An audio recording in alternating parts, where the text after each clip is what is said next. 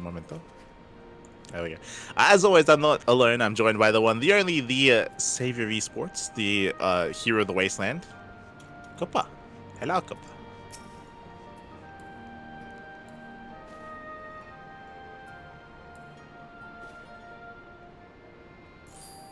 Beautiful. Hello. Yeah. I was just regaling the chat that we haven't had a proper Final Fantasy stream in a long time. Technically, we have been streaming a little bit more regularly, like the past 2 weeks, 3 weeks. We have been streaming, but it's been like class quests. It's been like Eureka. It's been side content. We've been trying to do everything but the main storyline. Yeah, technically we still have Hildebrand. True. Technically we still have Hildebrand. It's very important. And we still have the lighthouse, which very quickly we are going to queue up for. We'll be staying in the QE the entire time. One moment. But outside of that, yes, we have been avoiding the MSQ. I'm not sure about staying in the QE the entire time, because what if we like meet cutscene again and we have to leave? Yeah, we'll see. We'll see. Okay. Look, the queue time is 30 minutes, so we probably won't be able to find a group for it. But okay. We'll do our best. But yeah, as you said, we have been avoiding the MSQ. When it comes to Final Fantasy 14, it's something that I have noticed. I have noticed, and I want to address as well, is that it's okay to enjoy the product as a whole, but understand and recognize that there are weak points in it. Yes. I've seen a lot of cope when it comes to like, Stormblood isn't too bad. Stormblood is actually bad. Like, it's the MSQ. Story-wise, yes, yes. Story-wise, I think I would say is less than average. Like, it's like a 3 or 4 out of 10. Like, it's actually just bad. Yeah. And it took a lot for us to get through. I don't know if you remember, but there were times where I was even pushing to even have like multiple streams a week just to finish the MSQ, just to like push through and finish the MSQ. Fun fact, for those who don't realize this, the whole reason why we started doing 2 streams a week for Final Fantasy was because Light was like, we have to get this done. Like, I can't stay any longer in this story. I remember that is the reason why we started doing it. Unironically the reason. Yeah, to get through this. And yeah, like unironically, like Stormblood MSQ has been bad. Just I would say objectively the writing has been quite poor, to the point where it's done a disservice to a lot of characters. It's done them in a poor way. It's giving you reasons to dislike characters as well, instead of like uplifting them. It's had a lot of missed opportunities, and it feels like really apparent just bad story writing. It feels like a lot of times the writers don't even know what to do with characters. Like, that's why we were meaning about the hospital. Was like they just don't know what to do with these characters, and they don't want to write for them. Like so they just put them in a hospital because they just don't want to deal with it. It feels very lazy, and it's been really disappointing. A lot of people they say that this is like the lowest part of the expansion, but again, like based on how people talk about it, it feels like they do want to like cushion it. They want to like be like, it's maybe not for everyone or anything. No, it's awful. But at the same time, I also would say that like we still enjoyed the game regardless. It's not like like Stormblood, like that story was so bad we're gonna quit the game now, and like everything's like the game is still fun, but this particular part of the story is just badly done. Yeah, exactly. And there've been other parts of Stormblood that have been better. Like, again, we've been praising like the Bard quest line, yes, the Bard like quest some line specific like story quest lines, whether it's like a farming profession quest line or like a different quest line. Like they've been better aspects of the story, better than others. I will say that we spoke about it at the time. I'm very mixed on like the Omegascape stuff, like with the conclusion of that. Like I think that could have been done in a better way as well. Yeah, like obviously the Chocobo is very cute. And it's a cute storyline. And we got like a whole like storyline with Nero in it. Yeah, but like personally I don't like how Omega was handled. I think we spoke like it's for me that was a little bit again, if anybody missed our playthrough of Stormblood as a whole and wants to hear us rant repeatedly, then I recommend the VODs because that was basically every stream had at least 10-minute rant about how none of this makes sense, or like this shouldn't how you handle this character or that character, like every fucking stream. Yeah. So if you want to hear our in-depth criticism of Stormblood, then I do recommend the VODs for that. Otherwise, we're here to continue. I think I've heard that the post patch is meant to be done better. Obviously, more time would have been given to write the post patch, but I don't know. Yeah, I don't know if I have too much confidence, but we'll see. Yeah, we'll see. We'll see. Cause yeah, like I just look at Liz. I'm like, you know. Yeah. So I think I asked this last time. Where did we leave off with the story? I think Liz was. I think Liz did accept the role of being the leader. You can look at the journal. Maybe it's in the journal. It's not in the journal because we haven't accepted the quest. No. I mean in past quests. Where is it? Hold on. This is not what I'm looking for. This is level 50. It's level 50. Yeah, hold on. After convincing the fairy dominator to withdraw, you and Alphino rejoin the main hosts outside the gates. This is just talking about the end. Yeah, but keep scrolling. The assault begins in earnest. All proceeds as planned until a unit of airborne Magitech armor launches a counterattack, throwing the allied forces into chaos. Moments later, however, your far eastern allies, led by Lord Hien, swoop in to the rescue, engage the Imperial flying machines, and leave the Alliance free to resume their attack. The very last. The very last. Scroll all the way down. Okay. Scroll all the way down. Okay. The very last paragraph. Okay, hold on. I'll scroll up a little bit. Soon after, Raban, Hien, and others arrive, expecting a fight and are relieved to find there is none. Though Liz is initially reluctant to celebrate, Hien urges her to raise a cheer for all those who fought for freedom, and so you. Together with your many comrades and leaders at Ozian, Liz is unsure how to feel in the wake of the Alamigan liberation. However, she knows that she does not want to keep you all to herself, so she urges you to seek out your comrades, as they doubtless have much they wish to say. None can predict what the future holds now that Xenos is dead and Alamigo and Doma are free, but your comrades are hopeful for a better tomorrow and are prepared to do their utmost to ensure it comes to pass. Liz remains where you left her, still quiet and thoughtful. Upon hearing you have made your rounds, she asks you to return with her to Ralga's Reach, along with the other signs of the Seventh Thorn. Clearly something weighs in her mind. What? In Ralga's Reach, before your gathered comrades, Liz declares her intention to formally leave the signs of the Seventh Thorn. The work to rebuild Alamigo has only just begun, and she believes she cannot serve her homeland and the Order both. Yet even if this marks the end of her tenure, you are still comrades, now and ever after. And Ishtola is not about to let her forget it. Overcome with emotion, Liz's eyes begin to water, and you come together to embrace as scions one final time. So she did officially leave. Yeah, so officially she's going to be leading the Alamigan people. Good riddance. I mean, what? Look. I don't know why she's not a leader. She's not. She's a fighter. I really see. This is the thing. Like we said that multiple times as we played MSQ, but this is what Ida died for. Like I really wanted to like this, but they just like. No, this is what Papa Limo died for. That's what's actually sad. True. Unironically, that's what he died for. Remember Papa Limo? Remember him? Yeah, I do. And yes, Papa Limo literally died for it. Yes, literally died for it. Literally, Papa Limo dies and Ada becomes Liz. That's what happened. And yeah, like I really wanted to like Liz, but they just like everything they wrote for her was just not good. Like not even annoying, but like yeah, I remember my biggest complaint in the entire Stormblood as a whole, the entire like story, was that Liz learns nothing. That every time there was a challenging situation, someone would come and be like, "Don't worry about it, Liz, you're fine," and like she would learn nothing. Yeah, there was no growth. There was no growth for her character. There was no growth for her character, and she also pushed other characters to the side that otherwise deserved more attention. Yes. Like Alice, or like Yukiri, or like some of these other characters that would have benefited more, but they were pushed to the side for Liz for nothing. Yeah, and then they didn't do anything with her character. And then at the very end, like they still played the conclusion as if she has grown, but there was no progression like throughout. Yeah. Anyway, let's talk to Mango. Remember Mango? Remember how she would have been even a better leader? Yeah, Remember I that? remember Mango. Remember how Mango risked her life to get Liz here? Yeah. Hi, Mango. We bought this freedom with blood.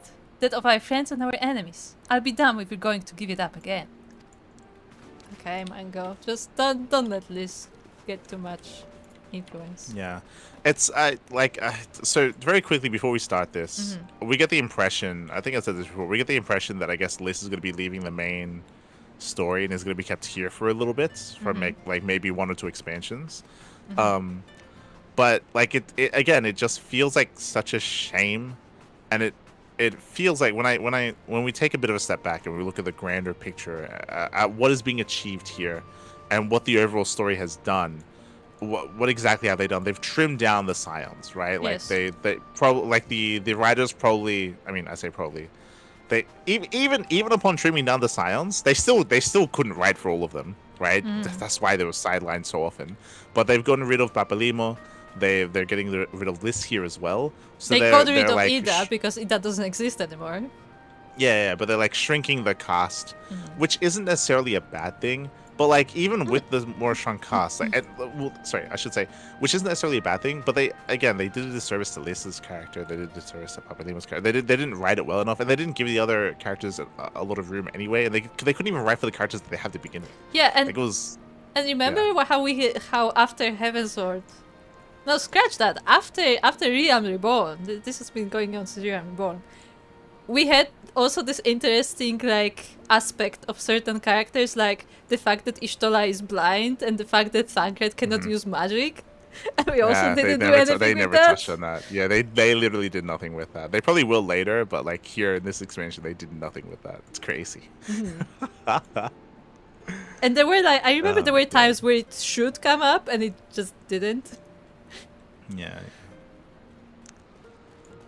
Anyway, let's speak. This seems troubled. Oh, we're gonna learn how to box. Okay.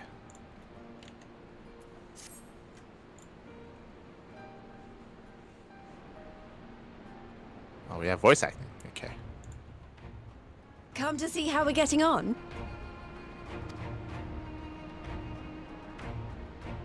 We've made good progress since we took back Alamigo, but there's one big issue we still have to address. Leadership. The Domans had Lord Hien ready and willing to take the throne, but we've got no one like that here. Theodoric was our last ruler, and he wasn't called the Mad King for nothing. Suffice it to say, our people have had their fill of kings, which means we need to find a new way forward. If only it were that easy. Everyone and his uncle has an opinion.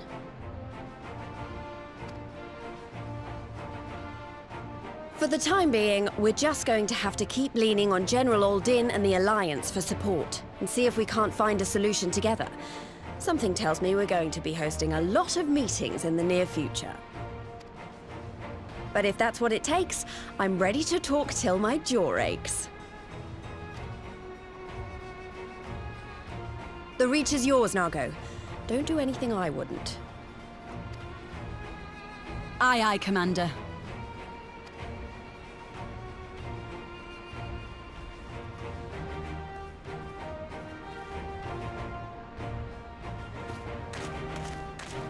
Ah, there you are.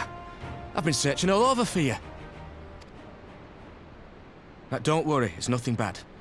That said, this might not be the best place to talk. Will you join me?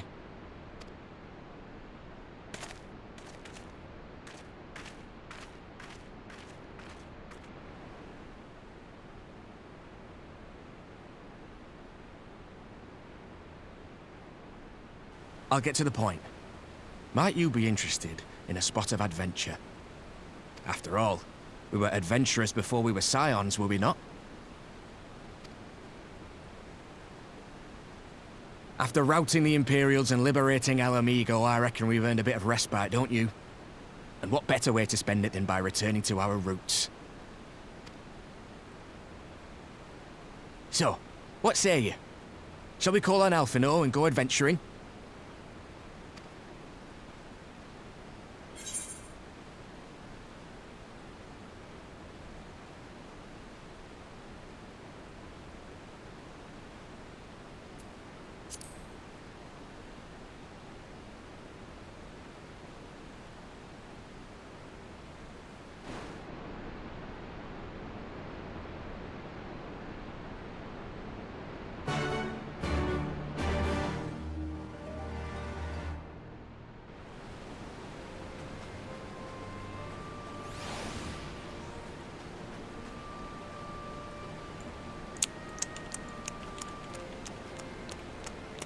What a transition!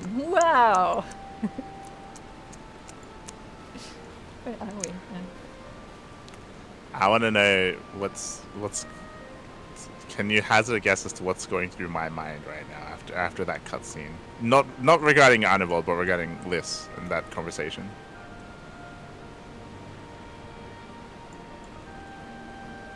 No.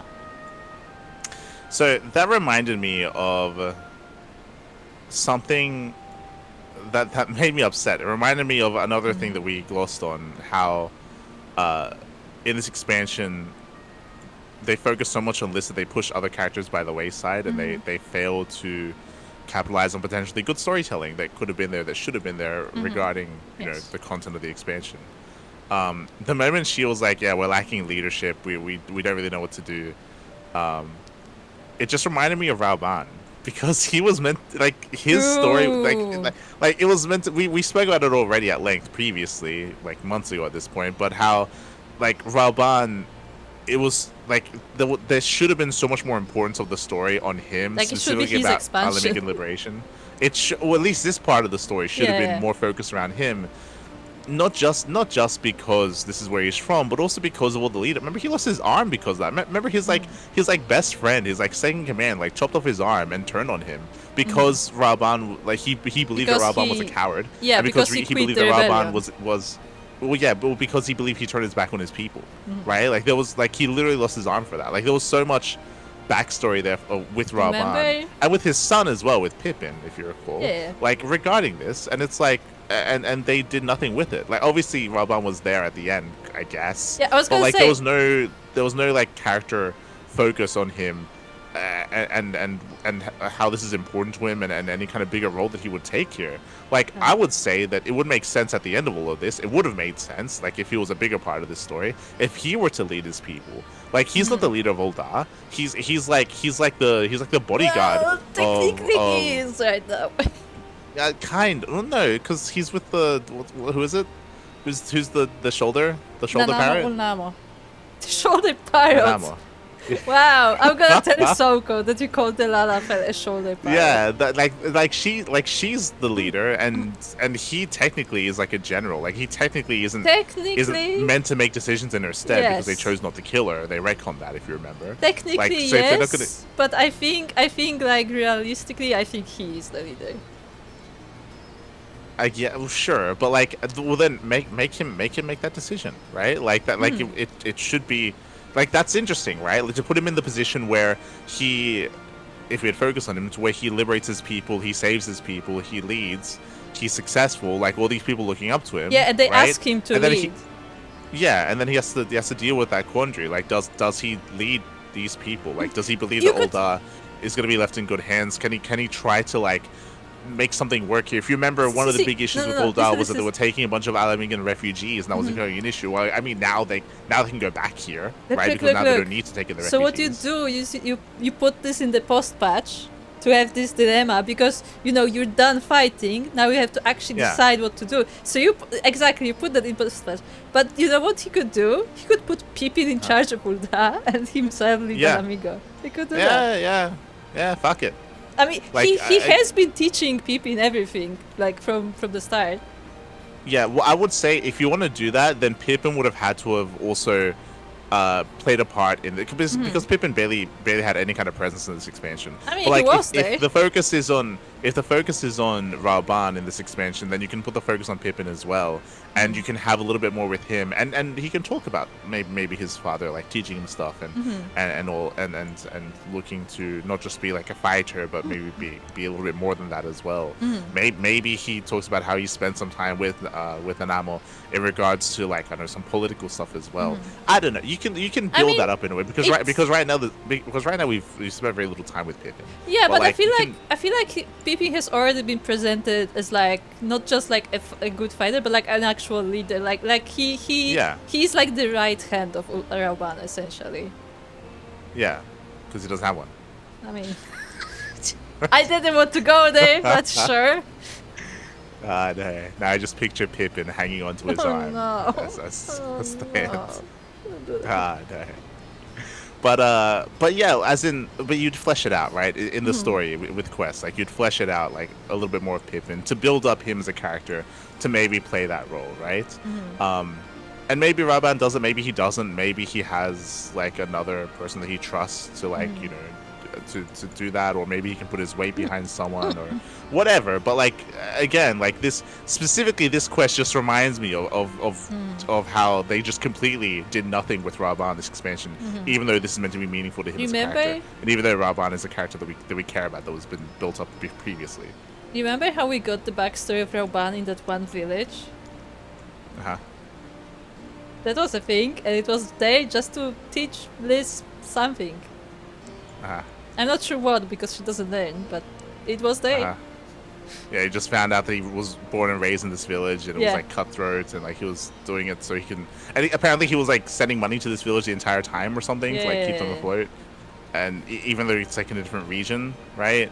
Like, see, like he's like that just pushes further the idea that he would be a better leader to these people, because he's been taking care of like of the people at Amigo the entire time. Yeah, he cares about them. This doesn't care about them. That's the whole point of the expansion. We found out she doesn't do anything about it. She doesn't care. She's not one of them. And she admitted it herself. And that was exactly what they did. That went through the entire like line of like Liz actually hasn't been here for like 20 years and she doesn't know anyone, and she doesn't actually know anything about this place, but she just knows that she's Alamigan. Contrasted with Raban, who actually does, follow the situation. And then they're like, it's okay, Liz, you are one of us. I'm like, no! Well, like, Raban's, like, the most, like, relatable, because you remember, he like, was raised poor, like, in a poor village, in a poor town, and he, like, grew in status because of the pit fighting and all that stuff, right? It's like, he's literally, like, one of the people. Like, he's been from the bottom to get to the top. Yeah, but it's not even that. Like it's more even that he has been poor. It's more that like he himself is a refugee. Like he also arrived to Ul'dah as a refugee, and like he was spotted because he started fighting. And was like, and then he was granted like the status after that. But like he also arrived to Ul'dah as a refugee. See, this is where I would say the other thing they could have done is, one, they could have Raban and Pippin be like, again, he leaves Pippin in Ul'dah and Raban steps in as the leader of the Alamigan people. Either that, or if they had handled, what was his name, Ilbert? Is that his name? The friend guy, the one who fought him, Yeah. If they had handled Ilbert better, and if they didn't make him a terrorist that blew himself up, and if he was. I forgot about that scene. The first quest of the expansion was him, like, literally just blowing himself up and killing everyone. Unironically. But if they didn't do that, and if they had him like be a persistent character that was maybe taken in, like the story would be like he gets captured, and Raban's like, I'm not gonna kill you. You're gonna watch me liberate our people, and you're gonna see how wrong you've been this entire time, right? And because Ilbert's not meant to be like necessarily a bad person, like he's like obviously he's radical. He does bad. That's what they yeah. He's radical, but like he's meant to be doing it for like a good reason, right? Like he believes like the he's doing it for intentions a are good good, reason. but like he just went like the radical route. Yeah, exactly. And then you have that moment, you have that scene, and then you have redemption for him, because then he understands like his fault. You have like a character moment between them, between the two of them. I would have him like maybe even break down or something because he hurt. Like, remember, they were best friends. Like they were best friends, and what he's done to him, and he didn't believe in him, but how wrong he was, because Raban did do what he couldn't. He did liberate his people his own way, right? Like he did it. He saved everyone. I feel like, and not him specifically, but everyone. And I would have that, and then you have him step up and want to maybe even repent or something, and I would be okay with the idea of Raban forgiving him, and then maybe he's like, hey, you know what? You lead our people, or something like that. I feel like as I understand what you're getting at, but I feel like it's already too late for Ilbert to have that kind of redemption arc after what he did to Raban previously. I don't think cutting his arm off is too much. I think obviously blowing himself up is too much. Obviously, he's dead. I would have so cut all that out. No, yeah, I would have cut. That's what I mean. Like, I would have cut that out. I would have pulled him back a little bit in his radicalism. Yeah, but I don't think you can like fully writing-wise. redeem him after like he literally tortured his friend, you know, kind of thing.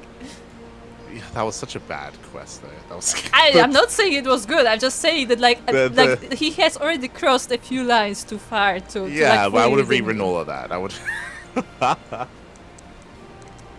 God. So you would What was have that? to. Was that when we found Raoban and he was like in a room of poison or something? He was like I tied don't down in a remember. room of poison. Something Remember like that? It was some nonsense. Yeah, but that's what I mean. Like you would also have to like change that as well because Yeah, I would. otherwise Yeah, it I wouldn't would. make sense.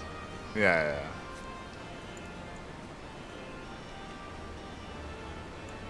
Shaking my head. But yeah, like that's like the wholesome arc I would have loved to have seen. Or maybe even he isn't like brought up as the leader, but he returns to like, you know, be someone that he can rely upon again and work with him to like, you know, to help the people in need here. Like there's just so much more you can do to You start know with what's Raoban. funny? Like, You know what's funny? We've been streaming for 30 minutes and like 15 has been ranting about Stormblood already. We haven't even started the quest. well, We that's have why just- it takes us so long to get through the Stormblood MSQ, because this We is what ju- happens every time. We just did the first line of dialogue and we're already outraged. It's over. Well, yeah, because again, it just reminds you of like what Yeah, I they know. could have done with the story I instead. know. Like, there's just so much more that they should have done there. Anyway, Poor Ironbald, he just wanted to take us on a trip, you know, to have some fun. And then yeah, this happened. I get what this story is. He's like, oh, let's decompress. Mm-hmm. I'm torn because. It's, My question is, why does he want Alfino specifically? well, no, like that makes sense from a developer side of things, because supposedly up until this point in the expansion, Alphinaud was meant to be taking a step back. Remember, like he's meant to be like out of the story for a bit because Okay. other people have stepped in. Remember, this was meant to be the not Alphinaud expansion, which is for the most part true, except for the parts where they brought him back for some reason. Do you remember how I think- Alfino was supposed to be spying and then he just arrived learning nothing? Yeah, it just that's what I mean. Like this just reminds me of like how they wasted the character in this Yeah. expansion.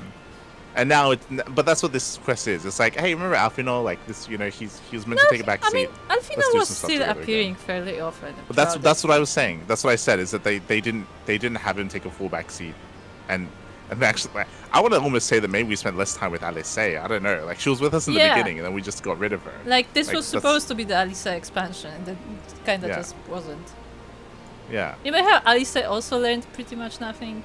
Yeah, that was also good. Yeah. God damn it. It's hello, where Hodge.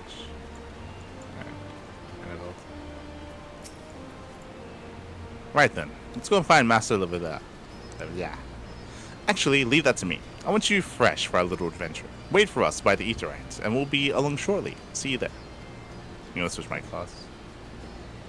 Hello, Soko. You missed the entire run for the last 20 minutes. Hello, Soko. Yes, we.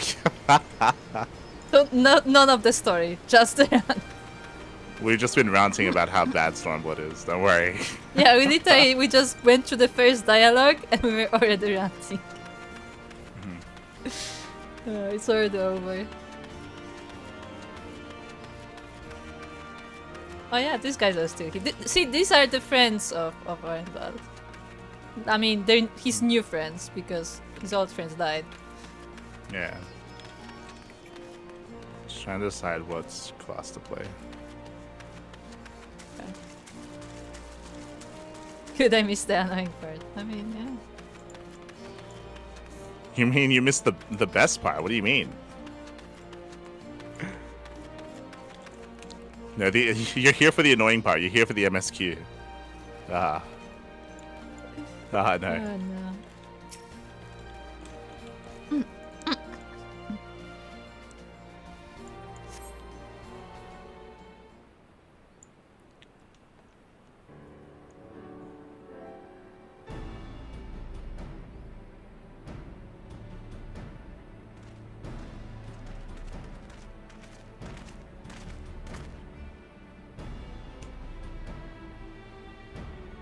Greetings, Light. It would seem we are to accompany Arneveld on some manner of escapade. Have you an idea what we've gotten ourselves into? Allow me to explain. It'll be something of a history lesson, but I'll try to be brief. No snoring, if you please. MSQ is great from here on out, though, so I'm hard to watch. That. I hope so. Hope so. It can't get worse than what we've already had. It can always get worse. No. Now, the events I would speak of occurred before the occupation, back when Ala Mhigo was still a monarchy, and Theodoric sat the throne. Uniquely brutal despot, by all accounts.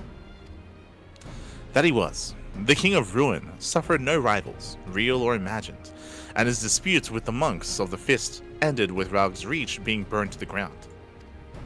In the later years of his rule, he was seized by the unshakable belief that unseen forces were conspiring to steal his crown, and so he ordered that every soul with a claim to the throne be executed, including his own family. The wealth of the poor sods he put to death became the property of the king, and it's said that these royal treasures were hoarded somewhere in the palace. Thus was born the legend of the Mad King's Trove. I see. I believe I see the direction of our adventures to take. I assume you have a mind to unearth this hidden bounty. You assume correctly.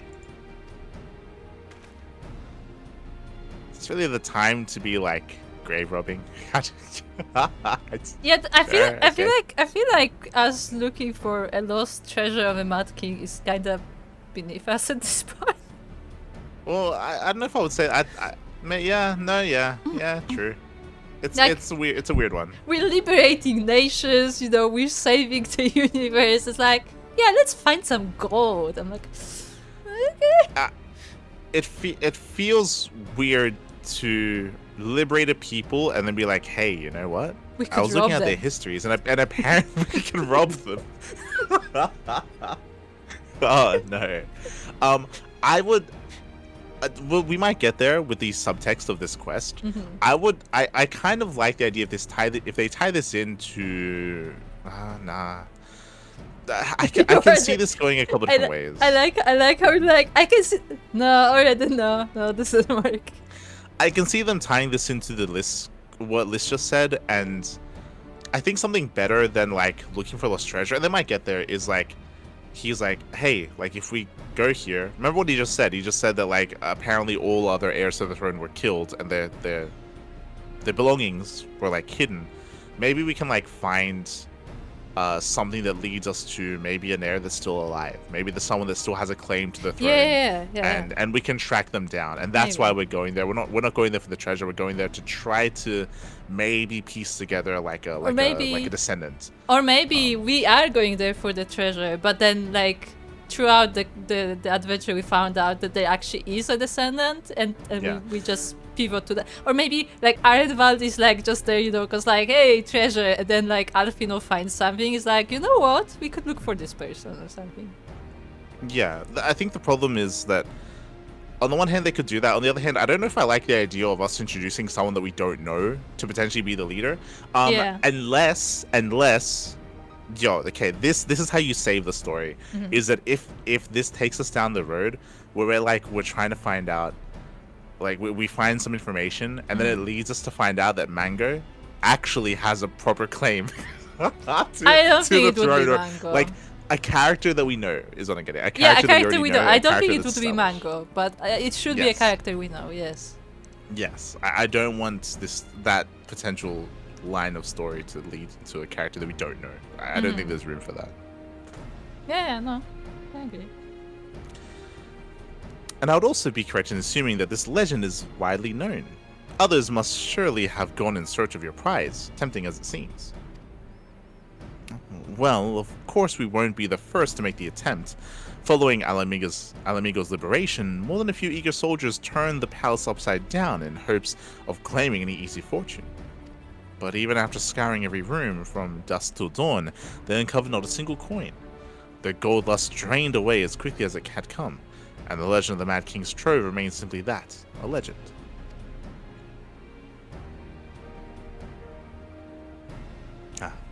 But I see you have no intention of letting the story end there. What self-respecting adventurer would? Imagine the three of us delving into a decades-old mystery. Tell me the thought doesn't set your heart to racing. So yeah.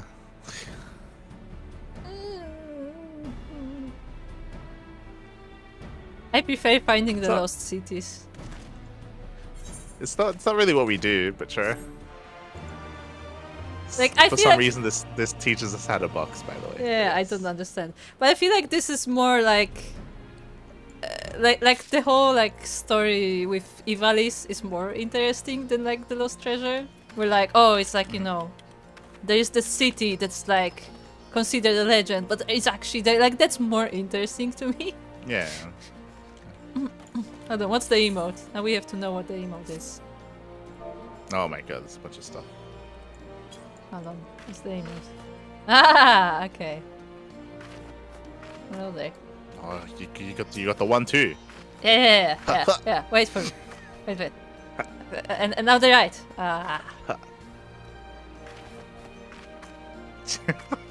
The combo. Let's go. Yeah. They wonder what hit them.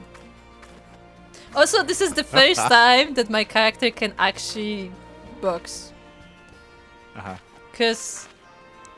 what is it? There is... what is the emote? There is one emote that just looks pathetic. Hold on. Yeah, Hold I on. remember. Hold on, which one is it? Is it this one? No, not this one. Is it this one? Like, what is this? Yeah. What is this? I think that's like it's not cheer them up, it's like cheer them on or something. Yeah. Or like, No, box them. There you go. yeah, that's better. That's Sure. so much better. Okay. I don't know why we got it now, but sure. You can almost see the wheels turning in Alfino's head. I found not much wrong with the MSQ so far, too, so my point of view is very different. I mean, I'd like to believe that, like, in our discussions we've explained what our thought process is. So even if you disagree with how we feel about certain things, ideally you'd understand why we feel certain things. I'd hope that we were able to explain that when it came to our discussions, when it came to character decisions and story decisions. I would hope. The news of Doma and Alamigo's liberation has kindled the flames of revolution in every corner of the Empire. I hear the Imperial province of Damaska has already risen up in rebellion. Oh, we already did that. Hold on, yeah. First? Which means the Garleans must surely have their hands full. What better time than now to indulge in such diversion? Tell us, Arnivold, have we any clues as to where we might begin our search? So, a couple of things. That line is interesting. That's related to the other quest line, not directly, because the people from there are from Damask, or I guess that's the city that we were unearthing. Apparently, the actual province currently is revolting.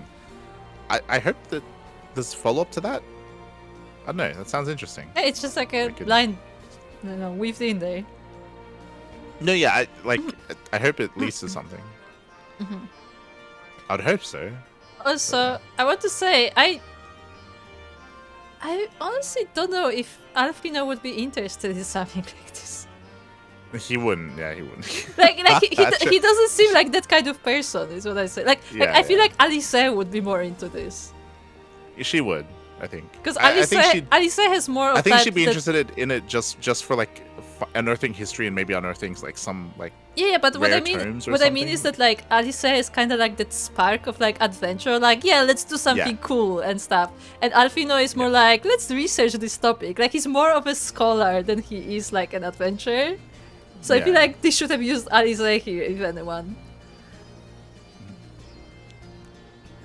I agree. I think I still think we have not spent enough time with Alice yet this expansion.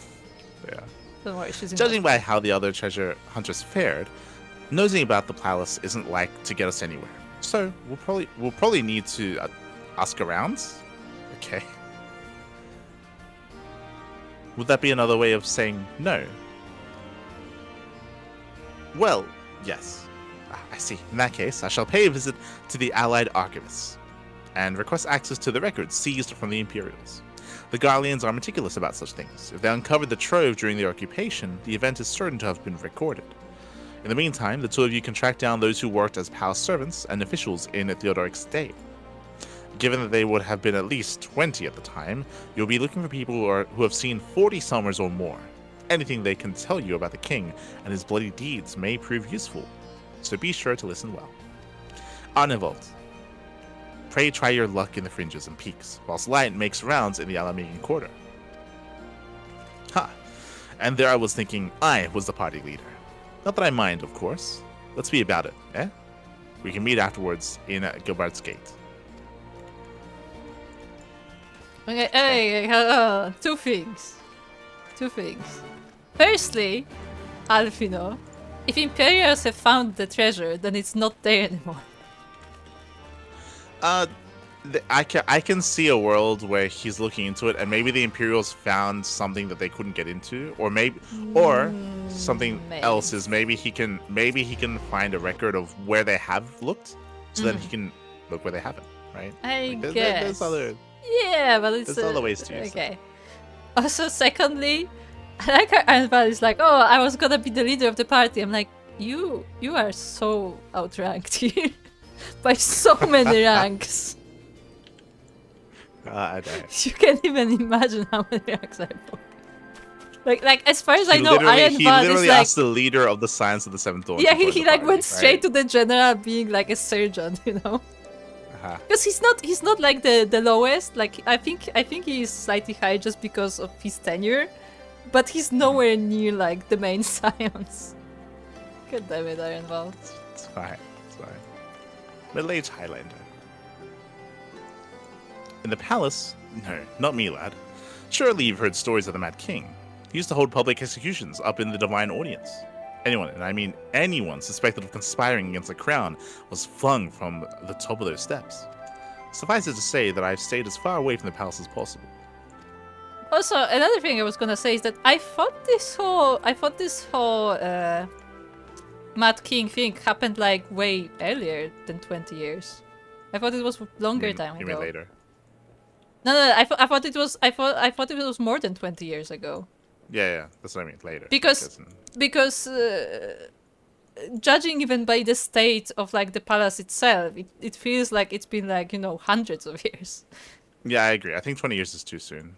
That's like, yeah, it feels a little bit weird, timeline-wise. Mostly. The middle-aged man looks amazing for his age. Yes, he's so middle-aged. Can you tell? True. But Kuro, do you think? I would imagine. I would hope this is the case with this quest because of what we just said. We're gonna find out that anyone with any information was thrown and flung off of the altar. Where were they flung? Into the lake. Mm-hmm. And remember how under the lake there's like all those like ruins and stuff. Yeah. Yeah. So we probably gonna be going there. I would imagine. Yeah. It'd be nice to explore that area. I guess. Sure, mate. I would say these people do not look 40, but it's okay. Look, they made her hair white, okay? Like they I mean, to be fair, they said at least 40, so they can be older than 40. Yeah. Okay. You want to hear an old mate's stories, do you? Aye. Well, most of what I know of the Mad King is common knowledge. We'd only see His Royal Majesty when he deigned to attend the executions he'd ordered. And after a while, even watching his enemies die wasn't enough to coax him out of hiding. They say he started seeing assassins in every shadow, and wouldn't set foot outside of the palace walls. I was offered work there as a royal servant once, but the mere thought of it left me in a cold sweat. Okay.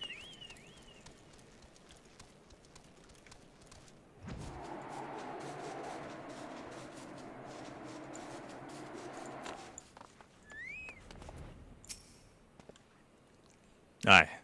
I served at the pleasure of King Theodoric, and lived to tell the tale. One of the palace guards I was. Ah. Truth be told, it was a dark chapter in my life, and one I'd soon forget. Hardly a night went by when we didn't hear blood-curdling screams echoing from the inner chambers, which of course we were under orders to ignore. So we'd stand still as statues, trying not to imagine what horrors were unfolding within. If you're hell's bent on finding out what happened in the palace, head down the street here and ask old Ernold. He was the king's head scribe. That is surprising that the scribe would survive, actually. Because like, I feel like that's like too close to be safe in that kind of place. I mean, we don't know much about their customs, but like I would imagine if the king was as crazy and as paranoid as he sounds, like in my mind, in real history, like he's the kind of person that will, like, I don't know, on his deathbed he'd order his head scribe to be killed with him or something, like just to like the scribe has all the records, so like I feel like he would be like the most dangerous to him in that sense. Yeah.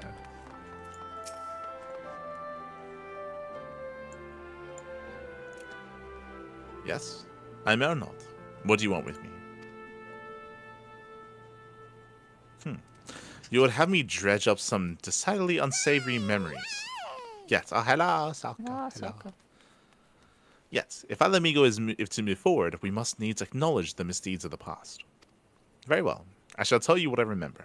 I take it you know of Theodoric's paranoia and the public execution of his kinsmen. Those are terrible enough. But in his last days, the king's fevered mind settled upon an even grislier method of disposal, which only a chosen few were unfortunate enough to witness. His Majesty ordered the court thaumaturge to unleash a vile curse upon the remaining members of the royal family. See, this is so. I would imagine that he would plague this curse on the family and on like his closest, on this guy. Yeah, on his closest. Yeah, I mean, to be fair, he did need to have someone trusted in all of this because he couldn't just be changing people doing this. So like, no, this is specifically like on his deathbed, like as he was dying. True. So he's already dying. Magic which transformed them into fiends of hideous aspect. The resulting monstrosities were then cast into the darkness below the palace. It's a dungeon. Even now, my sleep is troubled by nightmares. If others of Theodoric's blood were prone to share his madness, then mayhap it is a kindness that the monarchy ended with him. I just want to say that sounded very Game of Thrones. You know, the Mad King and like his family also and stuff. That was okay. Yeah, Sokka. Yeah. The new patch is upon us, Sokka. I think it's like next week or something. Something like that. Oh no, I'm not nowhere close the ranks in PvP. I want that outfit. Maybe it's in more than a week. I don't know. It's soon TM. Because I think this Homestone event only lasts like 4 weeks in total, right? Maybe.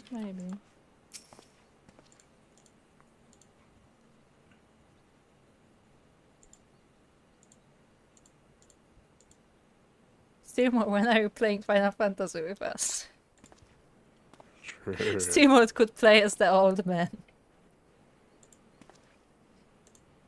To be fair, Steamod could play on free trial and just be the old man that just walks around. 2 weeks from now, Sokka says.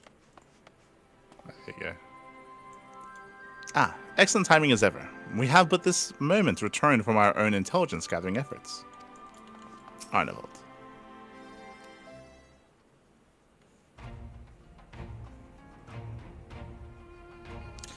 Since we're all here, why don't we share what we've learned? He was crazy. Allow me to begin then. As promised, I scoured the Imperial records for any mention of fantastic treasures, and found precisely none. It is just possible, I suppose, that a corrupt official deliberately hid the fact of the trove's discovery, hoping to enrich himself. But I find it rather unlikely that so valued a find would stay secret for long. I conclude that our prize either does not exist, or that the Imperials somehow overlooked it. But what of you, Light? Were your investigations any more fruitful?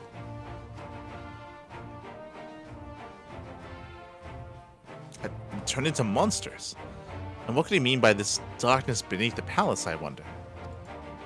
It's the underwater palace. An old man in Alagiri who spoke of the palace's subterranean prison, but he said naught of cursed eliminations. The Imperial Archives are also silent on the subject of fiends inside the palace grounds.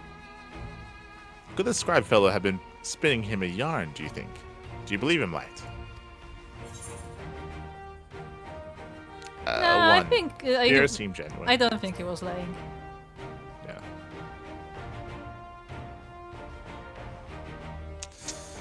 If he was afraid, that does lend credence to the tale, though I'm not sure how that helps us in our search.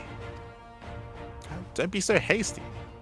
Arnold's anecdotes may very well have told us where the trove is hidden, but ere I share my theory, there is a matter that I would clarify. Arnold, you spoke of a light-hearted adventurer, but I sense a deeper motive for this expedition. Why are you so intent on finding this treasure? Because Ironvald is actually a descendant of the Thoric. No shot. It wasn't all pretense, I swear it. But you're right. My father was in the Imperial Army, a man of Garlean blood. I trust you know what I mean when I say my Alamigan mother did not welcome my arrival.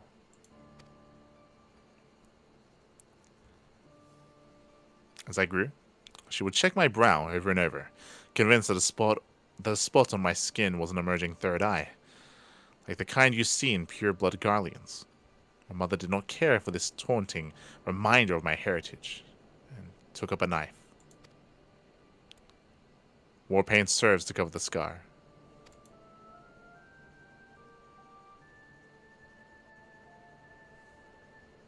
In the end, she turned me out into the street.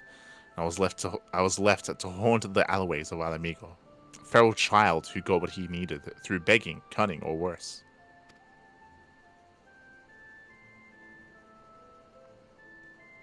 The best I could say about the years that followed is that I survived, but I hated the animal I'd become. Eventually, I left the city behind me and joined a group of refugees bound for the other side of the wall. It was then that I turned to adventuring, and that road led me into a company of the Scions.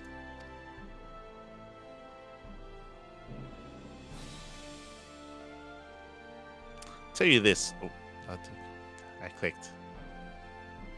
I tell you this so that you understand. I know all too well what poverty and hunger can do to a person. I drew steel on ordinary folk for a measly crust of bread. With Theodoric's gold, I could spare my countrymen the shame of living like that.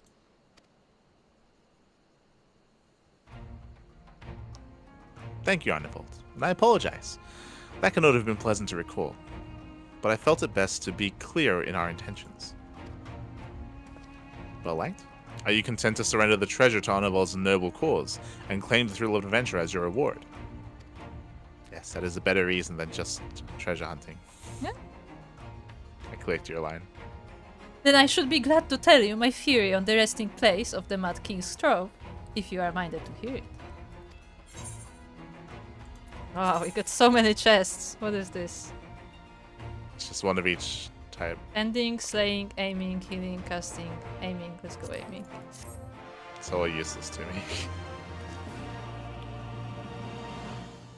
Well, I don't expect it to be useful at this point. I would suggest you to do the casting one just so you can desynthesize it. Well, I already did aiming. Okay, okay. So kinda too late. Also, so you say, did we say I'd be my old man character from Skyrim who walks around not honestly he's in different game? Yes. Yes, that's what we did say. Afinal seems eager to share his theory. But yeah, that is yeah. Yeah, but they also made the Ironvald story very dramatic. Yeah, but yeah, I mean, yeah.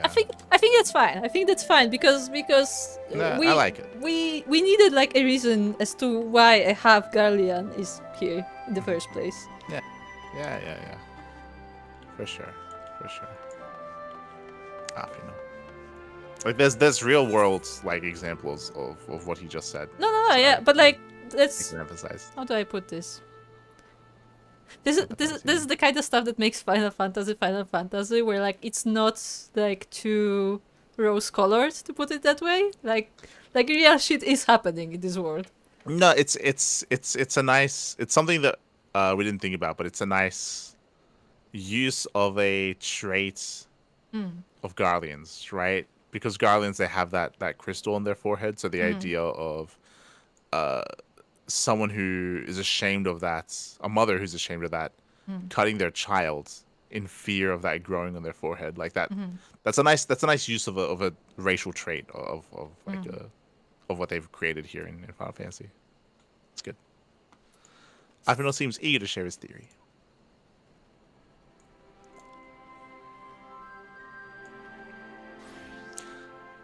Actually, mayhap it would be better if we first adjourned to a more suitable location. In case a rival treasure hunter overhears our plans, you mean? Good thinking. No. It's not exactly the reason. But 'tis certainly a valid concern. Let us reconvene on the southern edge of Luxed. So. I like how in your version Alvina just says no. No, wrong. Nah.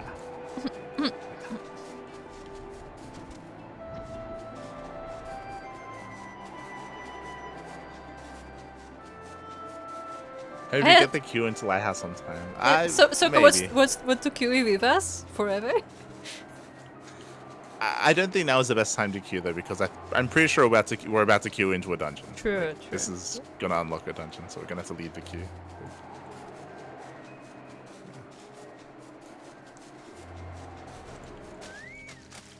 I never. Why are we in water?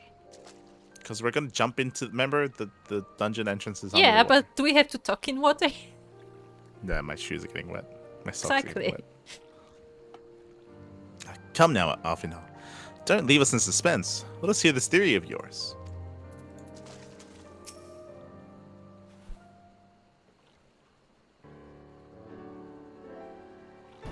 Forgive me. 'Twas not my intentation. 'Twas not my intention. Oh no! Balthazar, we meet again. yes, for those who don't know, Balthazar is now Balthazar. You're welcome. Yeah, that's what I said. So it's not my intention to draw out proceedings. I simply wish to have the look in my sight while I explain things. We could have done this on land, Alphinaud.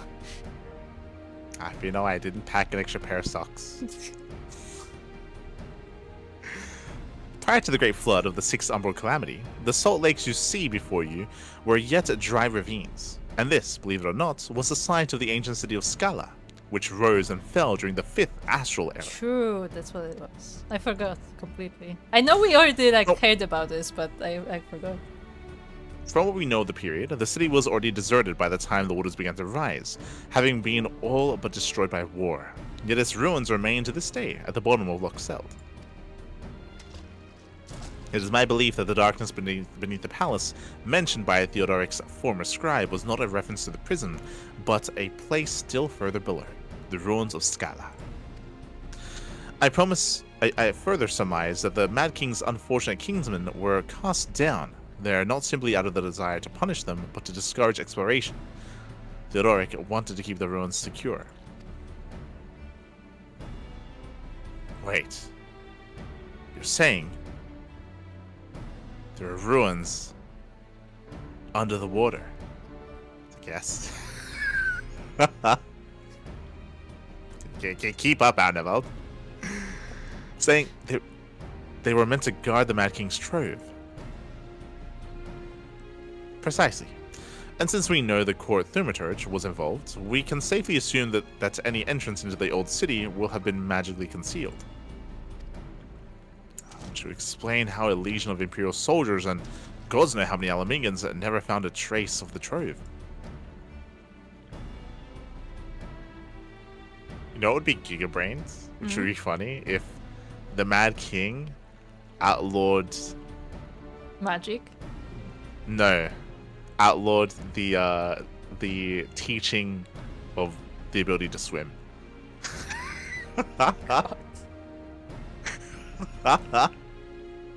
I mean, on the one hand, they're in the desert, so like I can't imagine many people know how to swim anyway. But that would be funny. That would be like a nice little cherry on top if they just like slip that in. And he's like, funnily enough, yeah, he did outlaw swimming. Yeah. Yeah. Anybody seen like more than like waist deep in water, but immediately. Yes. Yes. Straight to jail. Taking a shower, too bad. Take him away. No baths allowed.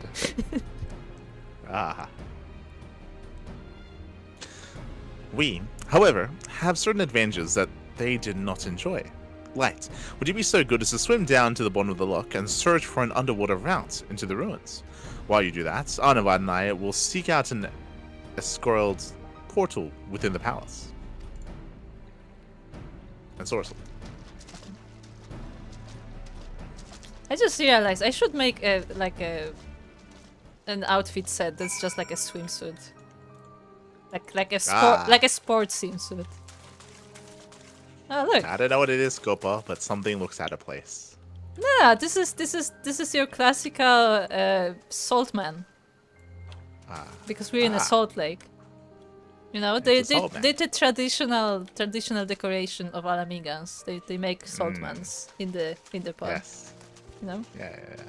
They play with the salt. Yeah, and they decorate them nicely, so yeah.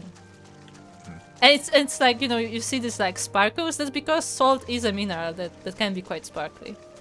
Yes, exactly. Let's jump in. Hold on, we're not in the right place. Hop on. It's in the other lake. Why did Alfie not take us here? It's a good question. He was trolling us. Talking on the water is simple. You just flap your arms around and then stop when you're unable to do so anymore. Exactly. It should be down here.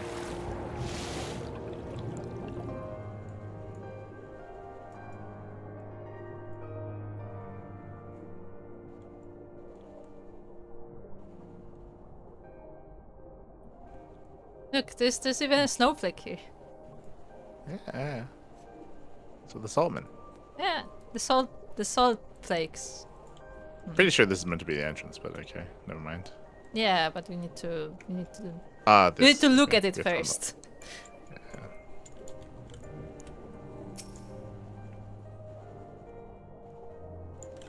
Let us survey this tunnel. You discover a passage that appears to lead under the palace foundations. Press on and find out where it goes. Okay. Let us press on.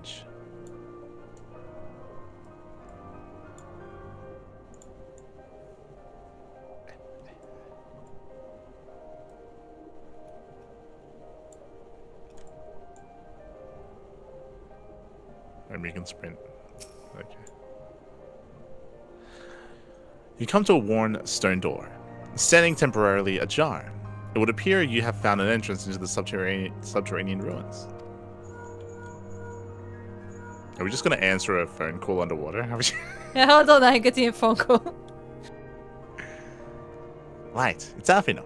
We have searched the prison beneath the palace and found a teleportation portal concealed by enchantments. The markings indicate it leads to an underground cavern. Funnily enough, we can just enter the cavern from here. You don't have to go underwater. So Yeah. That's what I using thought. your it. Also, we can. We can talk underwater because if you remember, the tiramisu people gave us that ability. Yeah. And you believe it leads into the ruins? Then I dare say we will be able to meet within. Go on and head through the door. Couldn't we just all go through the port? Yes, this confirms that we did not have to go underwater at all. See, by the way, this father confused that Alfredo just wanted to see us swim and get wet. Okay. Yeah. By the way, I took the liberty of calling on a friend for help. I guarantee she'll be both dependable and discreet. We'll see you soon. Okay. Drown City of Scala.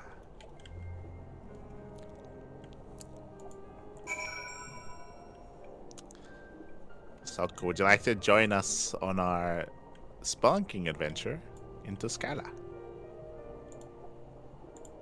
Hello, Saka.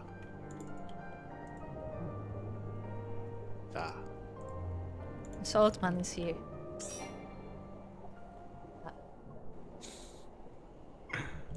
Alright. Let's see. Dungeons. Hold on. Chance to do Skylar. No, what's the command? That's the command. I don't remember what the command is. Hold on. What's the command? Hey, good? Yeah. What's the command? I need to know. Where is it? Is it? Quickly. Hold on. Long ago, in the dawn of the 5th Astral Era, the modest nation of Scala was founded in the land of Girapanya. Over the span of several centuries, its people constructed a grand city of stone at the bottom of a steep-walled ravine. But even this natural defense could not protect Scala from destruction during a terrible age of war. When the great flood of the 6th Umbral Calamity later swept across the realm, the hallowed ruins of the city were lost to sight, its remnants submerged beneath the raging sea. Haunting the depths of what is now Loxeld, Scala's silent walls lure adventurers into the salt-laden waters, with a promise of mysteries unsolved and treasures unclaimed.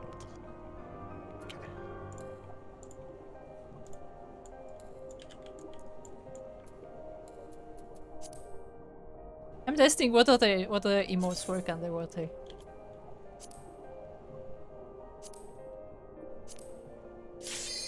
Oh, Can you drink tea underwater? Oh.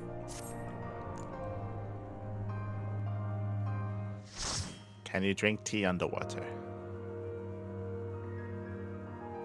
I don't know.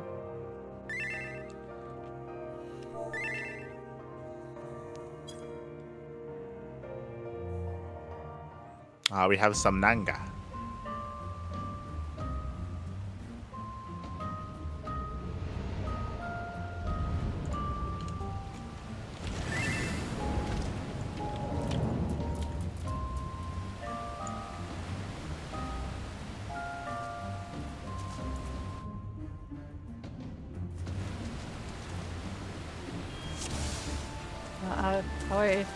Our tank looks quite savage. Yes. Oh my god, that portrait too.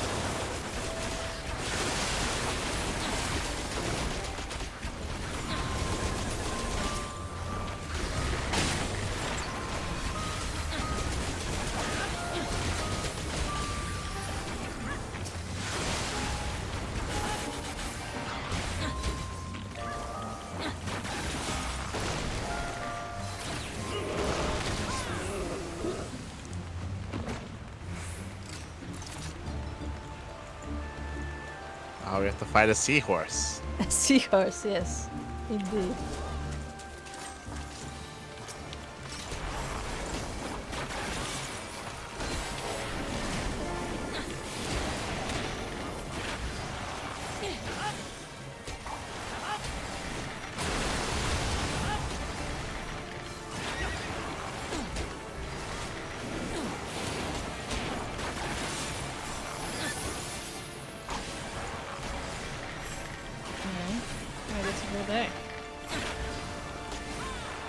Pushing.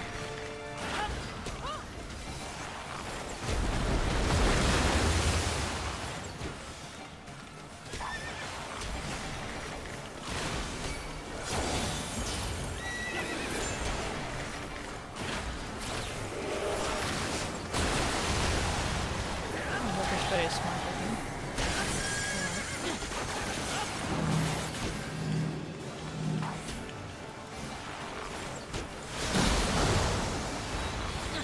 Okay, what now? I don't know what I'm supposed to be doing with this. Oh, pull. Oh. Oh, nice. Very smart. Yeah, it was pull, so you had to run away from it. Okay, I actually have to read.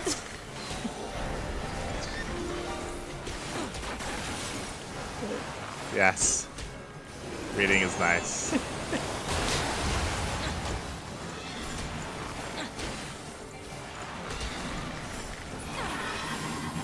We made it somehow.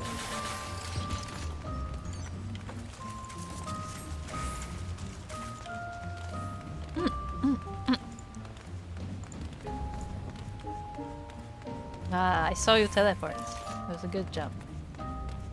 You saw nothing. True, I saw nothing. Oh, that's one thing? Okay.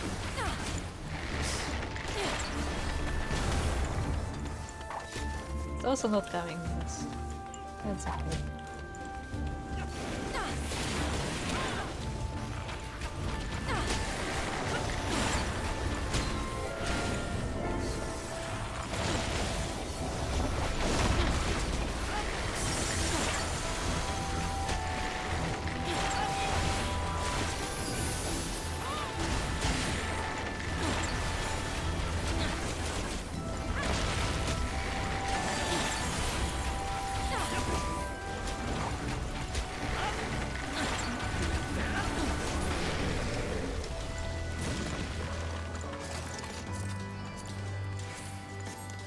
Oh, there's two of them.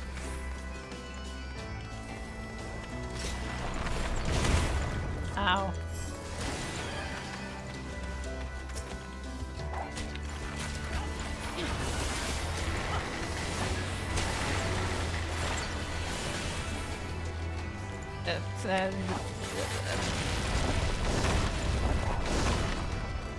Uh-oh. It's a lot of stuff.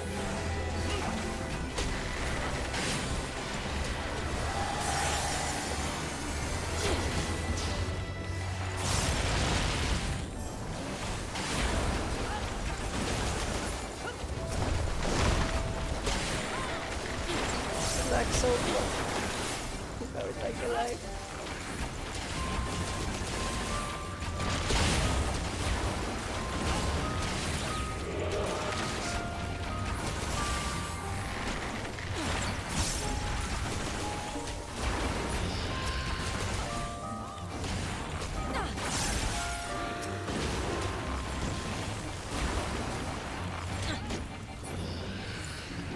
It's fine.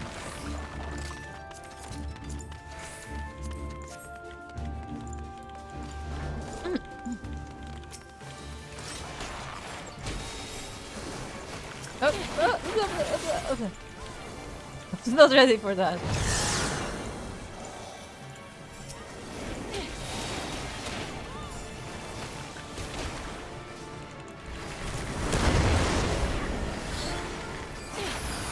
Oh.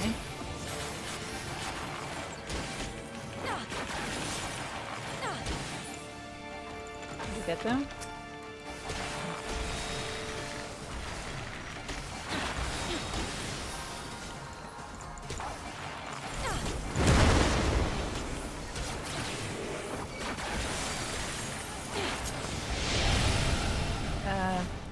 The bunnies.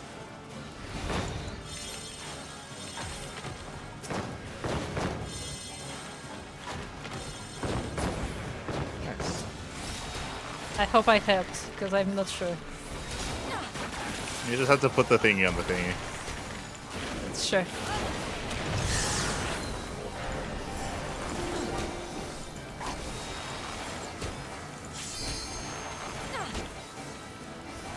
doing it again.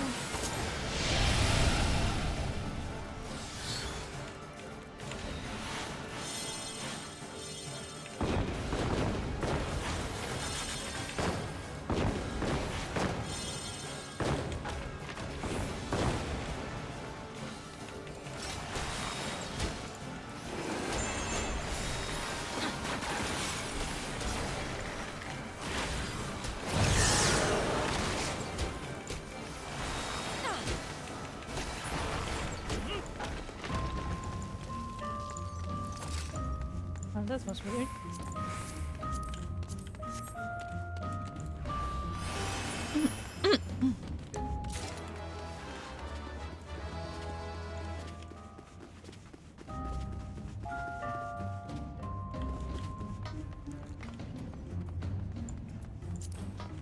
Oh, that loot. Yes. Ah, then I realized what my inventory looks like. Maybe not.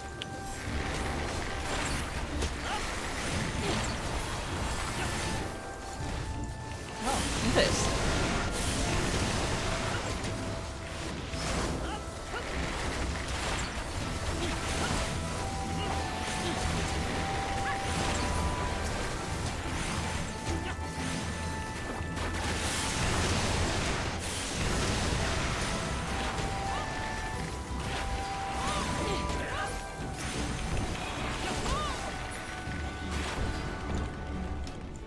Keep wanting to do the peloton. I can't because I'm not a bard. There you go. Thank you.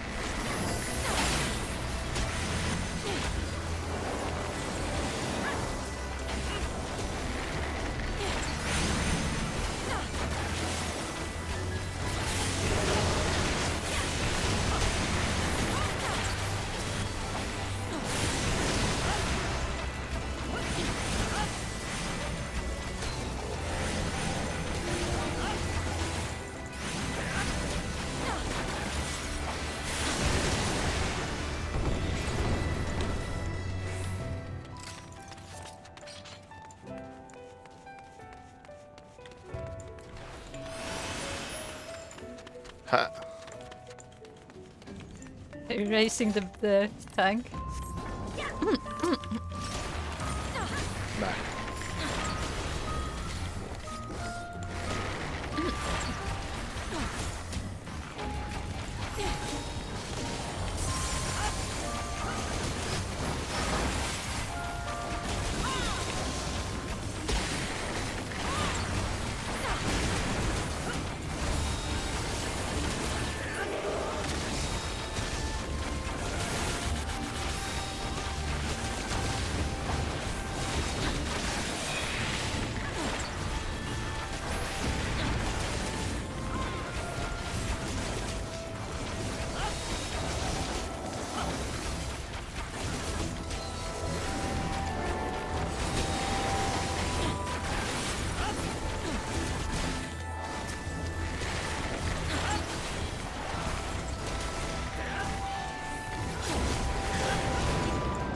Oh, cutscene.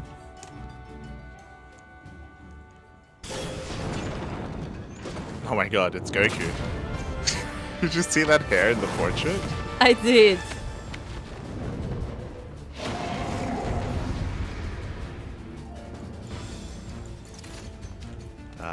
He gathered all the hair wax in the nation. Yes. It's all the salt. Ah.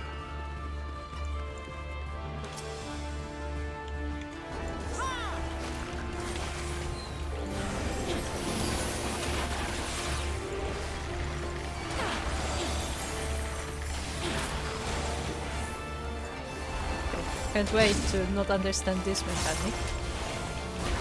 I'll figure it out. Yeah, hopefully.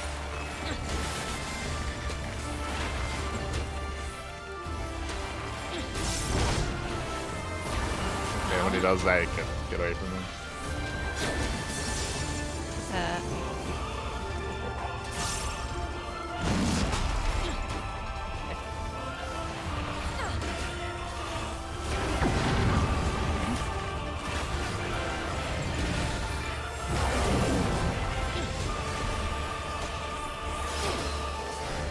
Go away. Look.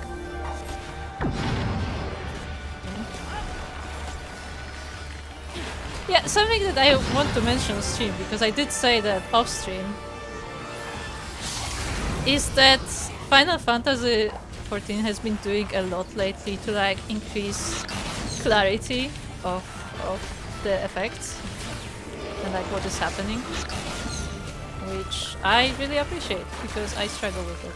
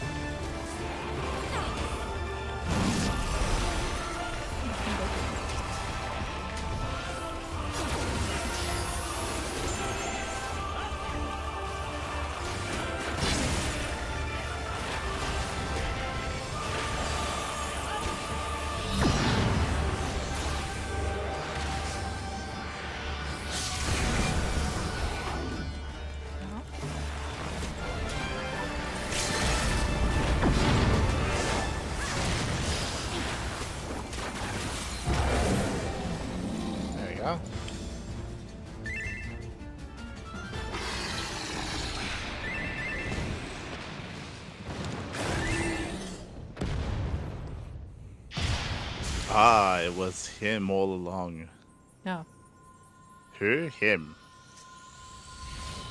Wait, did we just kill someone? Is that...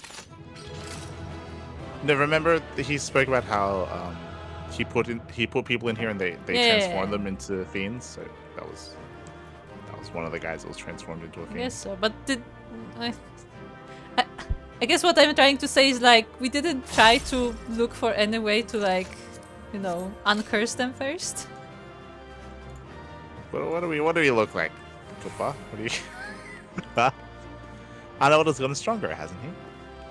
Piles upon piles of treasure. To think that monster used to be a man.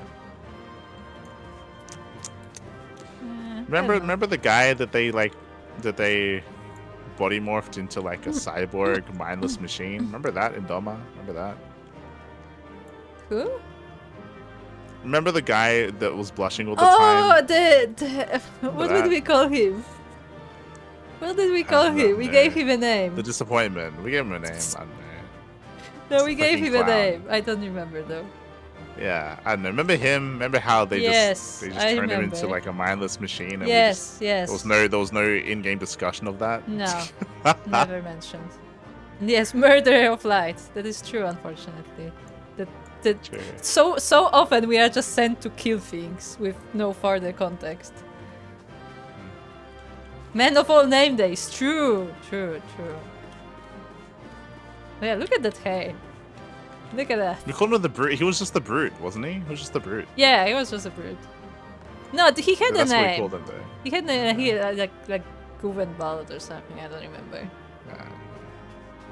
But he had a name. It there's wasn't a character. I guess that's the Mad King. He was like I guess so. Super Saiyan.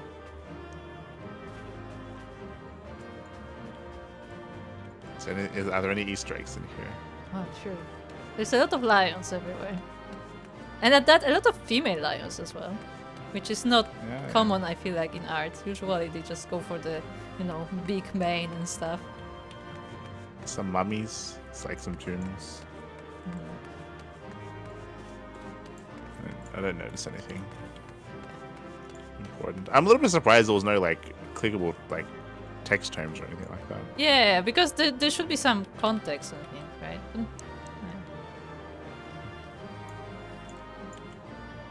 Yeah, let's go.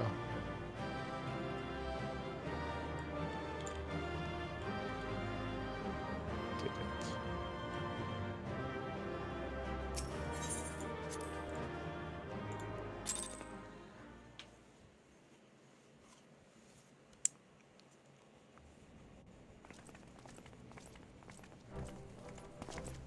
'Twould appear this place is yet inhabited by King Theodoric's kin, or what is left of them. The work of terrible magics, I fear. Terrible, aye. But their misfortune is our fortune? Quite. By the 12, there is even more than I imagined.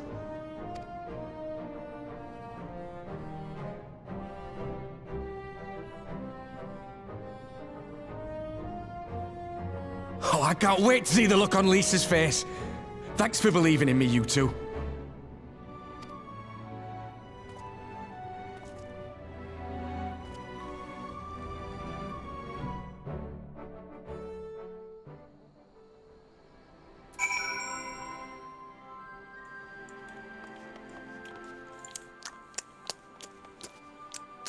So go on. I just want to say that out of all the things to get voice acting, this was the one. Yeah. This was the I one. don't know why. So Alfredo said something important towards the end there. So the weird thing about what just happened is that everything happened recently. One, which does a disservice to the story. I think the problem with everything happening recently means that like people should be more aware of it because it happened recently. It happened in our lifetime. It happened in a bunch of people's lifetime. So that's a bit of a plot hole. But what that means is that the fiends down there that we just killed, they were still people and they were still alive. Like as in, like technically what Alphino was said is important because it means that technically it would have been interesting if at the very end, during the cutscene or something, Alphino was like, "Hey, let me just try something," because he's all about magics and he tries to dispel, and then maybe we can like save some people down there because they're still alive. That's what I was saying. That and it's just like a glamour basically. Well, I say glamour, but like a spell was used to morph them into fiends. So theoretically, there should be a way to reverse that, right? I mean, that's what we did with the princess in the underwater city. If you remember, that's literally what we did. Yeah, true. Yeah. She was a monster that was cursed. Yeah, and we were able to save them. So it's kind of weird that wasn't the conclusion of that quest line. Is that there are people down there that can be saved. Yeah, and also I don't like the tone shift because they were like Alfino is like, yeah, so all these things they are people, like all they suffering this terrible fate, and they're like, but money? I'm like, that's what? Yeah. Like the tone shift was just so weird. Like you shouldn't just suddenly get cheerful because hey, now we reach kind of thing, you know? Yeah, like, I feel like if they were going to introduce. Like they can still be happy about finding the treasure, but I feel like it should be more like, well, let's respect what happened to them and like make sure that like it doesn't happen. Like something like that like makes it more like thoughtful rather than like, well, too bad, but we reach now kind of thing. Yeah, for sure. I also think, and we'll see what happens, but I think that this would have been probably the best opportunity to introduce a new character if we're going to introduce a new character related to this region. We'll see what happens in regards to how they deal with the hierarchy of Alamigo, I guess. Molta. When Arenval asked me to lend my spear, I didn't imagine it would be for such an adventure. I'm grateful for the chance to be part of it. Is there a reason why we didn't get that full party? Why it was just her? Because she's secretive. And he doesn't want anyone to know. Okay. Arnevald. Gods, but what a dark and treacherous trek that was, with abominations waiting for us at every turn. In other words, it was a proper adventure. They were people. Yeah, exactly. They were like they keep like skipping around the fact that they were supposed to be people. Arnevald and I tried to do our fair share, but I fear you ended up bearing the bulk of the burden as usual. You truly led the way with your adventuring prowess, my friend. Aye, without your help, I reckon we'd still be fumbling about in the dark. Glad I called on you. I must say, I'm still reeling at the sight of that mountain of riches. What? Like how you reeled at the sight of that floating spectre, you mean? I wish you could have seen the look on your own face, Alfino. Hold on. Are we mocking Alfino again? Do you want me to fight everyone? I'm gonna fight. I'm gonna he's punch literally the Ironbald leader right of the now. Scions of the Seventh Dawn. Yeah, You know, like, but he keeps bullying him. What the heck? In Must we character, dwell on such momentary lapses? We found the Mad King's trove, and that is all that matters. and I like in character, Mielikka would just come up and like punch Ironbald immediately, end the conversation. I feel like specifically here as well. I think Alfino deserves respect from other Scions. Like he. You know? Yeah. Like these are supposed to be his subordinates, so they're just making fun of him. They're not. The problem is that they're not close enough to be friends like that. To like mock Yeah, each like other in a Ishtola playful can way. say something like that, you know. Yeah. Like I don't know, Liz can say something like that. Even though it's like, you know, I may not like Liz, but Liz could say something like that and would be fine. Thancred could say something like that. Like it's Yeah, it's but fine. but like I feel like Ironbald is not close enough to be just bullying up, you know. Okay. Arnavold is still grinning at Alfinol's discomfort. So, so the quest is just okay. Can I punch okay. him? Can I punch him right now? All jesting aside, we must tell people the good news. And I think Liz should be the first. Seconded. She is bound to be delighted. If I am no longer needed, then I shall take my leave. Of course, don't let us keep you. Thanks again, and say hello to Vima for me.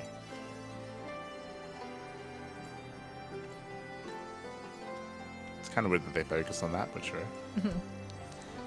Now then, there is to be a meeting of representatives from across Alamigo, so Liz is sure to be in the city. Shall we seek her out?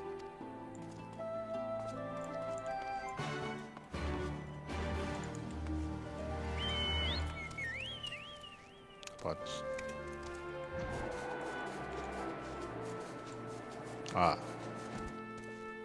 What's happening here?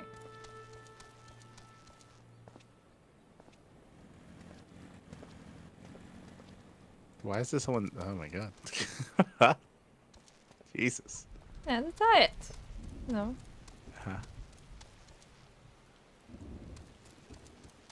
Yeah, those two didn't look good.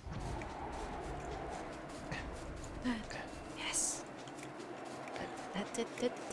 Careful, careful, careful. Rooster, you can do it. Can we do this while in the air? Maybe. Hold on. No. Wait, I can't do it? Do you have to jump from here? Is that it? There you go. Ow! Oh god. Ah no. Just Mielikka just jumps to her death.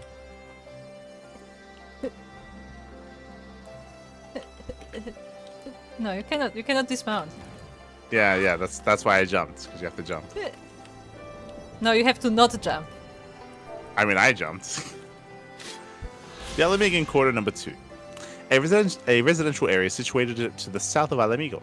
Under Gallian rule, it was assigned for the use of the Yan, those lowliest subjects of the Empire, not accorded citizenship.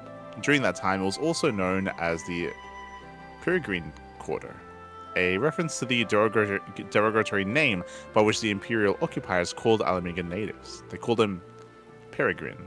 Okay. Peregrine is like a falcon. That's nice. Look. It is a falcon. I know it's a falcon. It's one of the most known ones.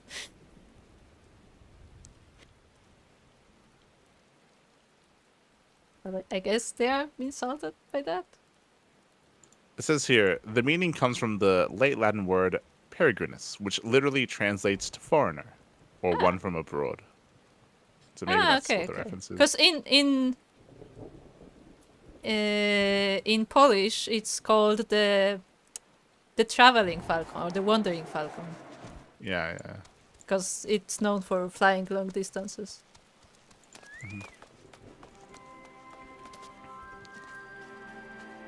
Wait, why is this here? I guess the Gallians know Latin, I guess. I guess. But why They just said that Liz was coming here to talk to other like leaders of the Alamigan people. Okay.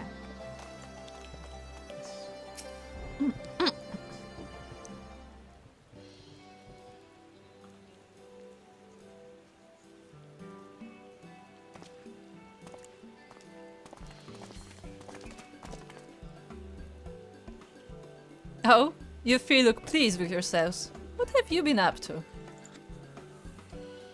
Oh, I'm glad you asked, Liz. And I'm pretty sure you're going to like the answer.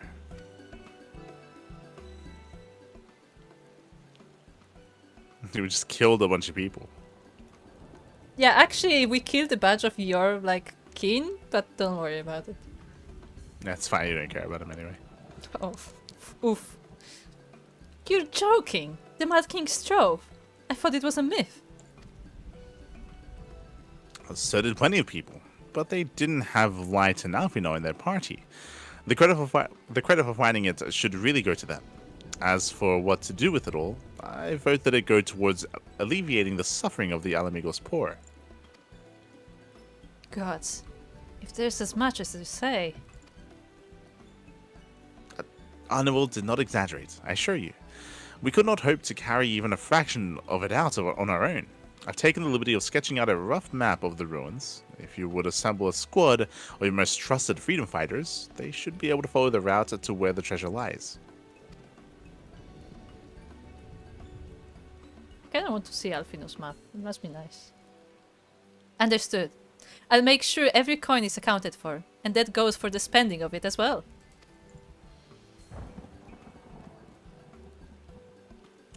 Why is she entrusting herself for this? I don't. Look, I'm not filled with confidence when Liz is like, I'll make sure to count every coin. It's like, what is happening? Thank you. Oh, and there is one other thing. When the time comes to draw up a plan for distributing the spoils, I would ask that you consult Alphino. Don't have a head for details. I'm not educated. I see that simply handing out sacks of gil won't solve everything, but I couldn't rightly tell you what to do instead. Oh, I know the feeling. I'd welcome any advice you could give us, Alphino. Okay, so they just address it here. He's like, hold on, before you give anything to anyone, consult Alphino. Yeah, because he actually knows what he's doing. But, of course, I shall be at your disposal. Commander, we've got a problem. Deep breaths, tell me what's happened. The mobs gathered outside headquarters. They've started making demands. You'd best come and see for yourself.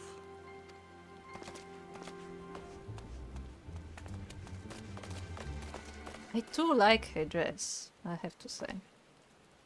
I don't like how it was used, but I do like it. Oh, we got some voice acting.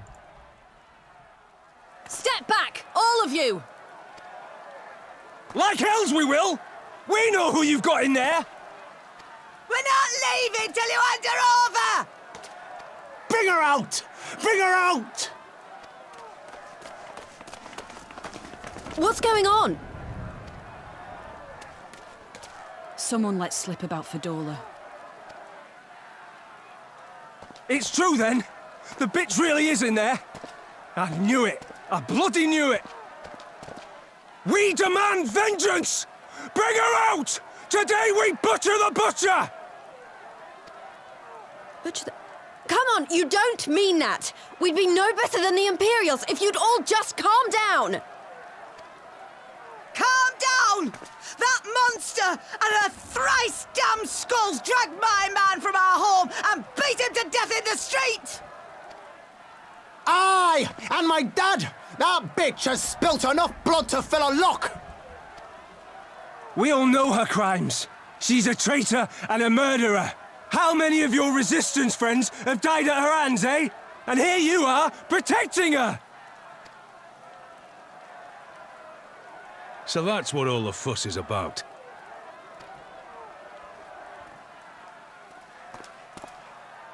Hearken to me, brothers and sisters of Alamigo. Hey, who's this? That's the Bull of Alamigo. My friends, you are not alone in your anger, your grief, your despair, for it is mine as well. That gnawing pain in your breast, it is enough to bring an old bull to his knees. But I ask you, brothers and sisters, to think not only of the family and friends who were cut down before your very eyes, but to think also of the ones who were abducted, the ones who may yet live. Where were they taken? What became of them? These questions demand answers. I share your thirst for justice, for vengeance, but we will gain only fleeting satisfaction if we give in to our base appetites. We will never know the truth.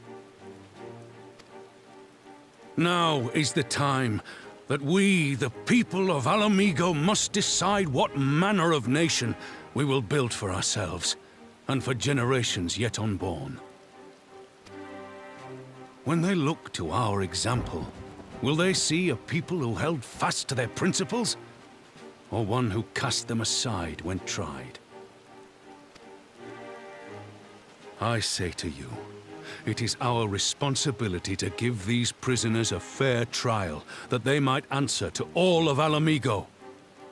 The Garleans called us savages, and I'll be damned if we prove them right.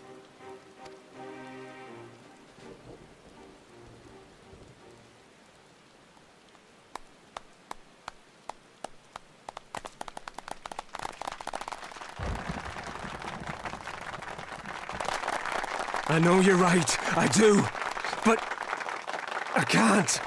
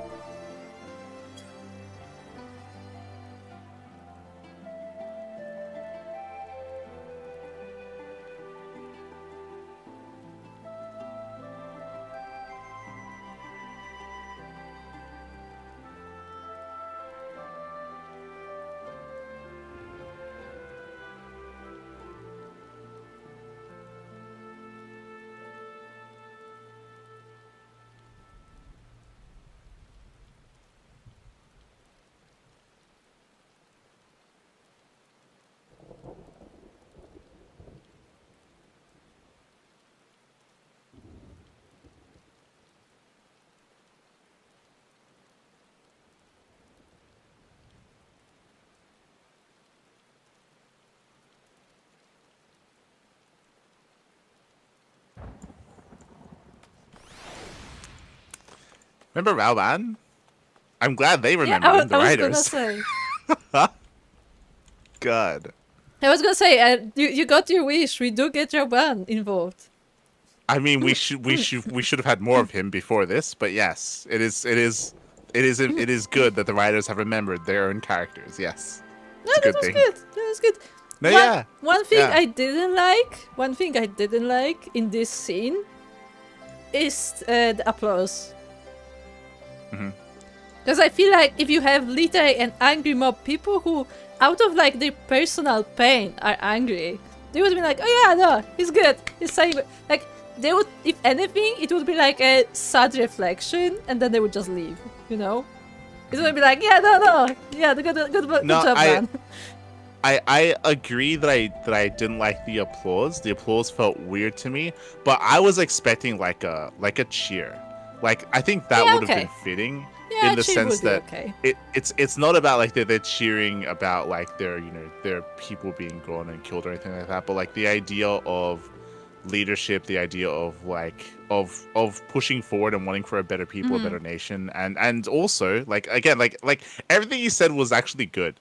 Like how he was like, hey, like I'm on board, you know, like fuck this bitch, right? Like but at the same time they swore a lot in this one. They did. They said bitch a lot. That was unusually high rating on swearing. Yeah. But like as in he's like, hey, yeah, I'm with you, but like, what about the people that they took?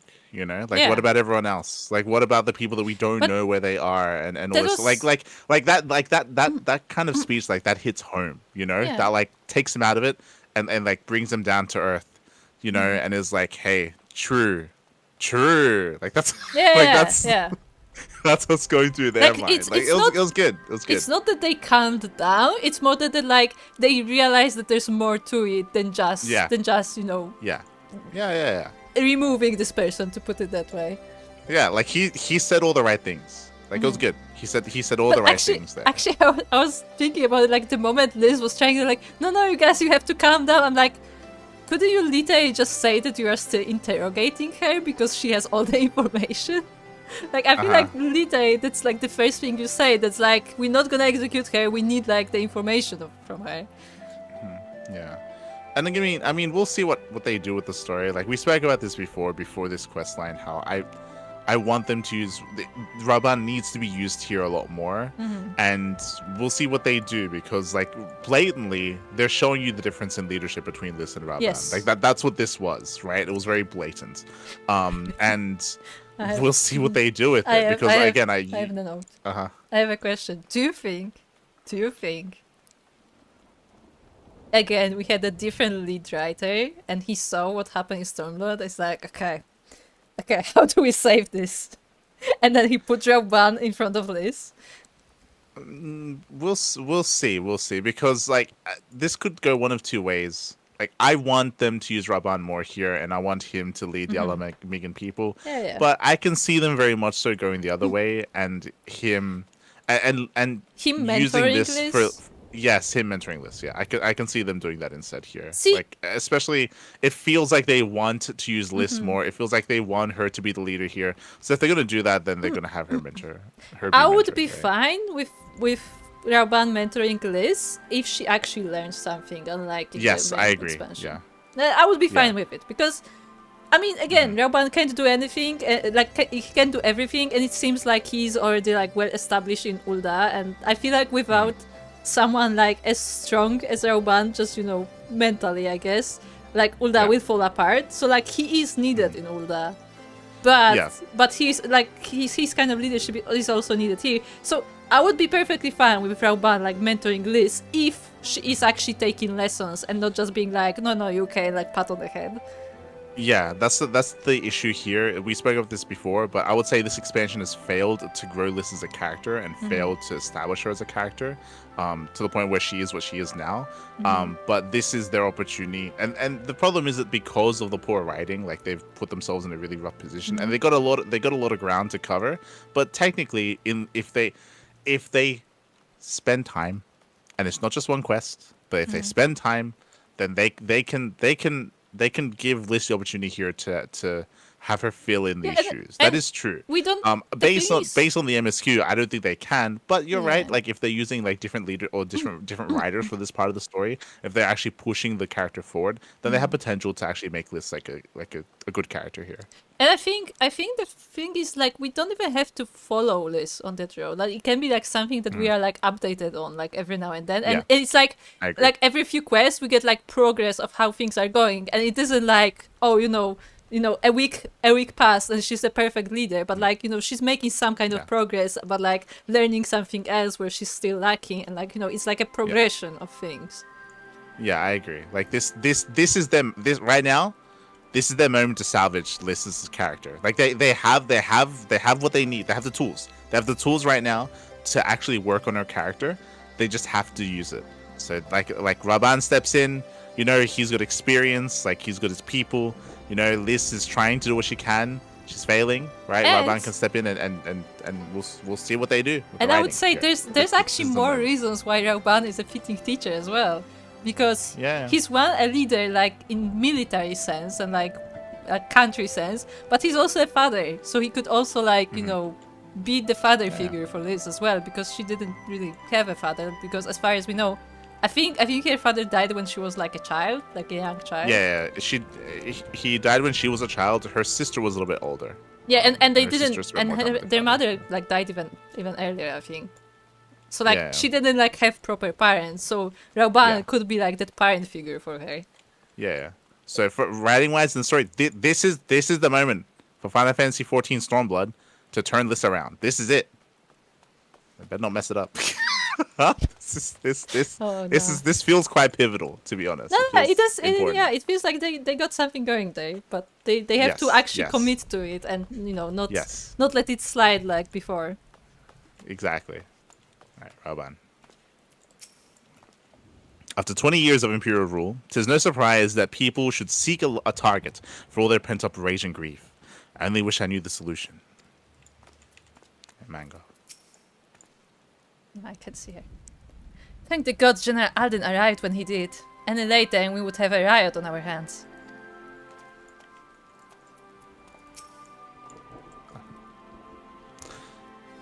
Fordola and her skulls may have aspired to be Imperial citizens, but they were born Alamigan. To their countrymen, they are traitors of the worst kind. True. Arneveld.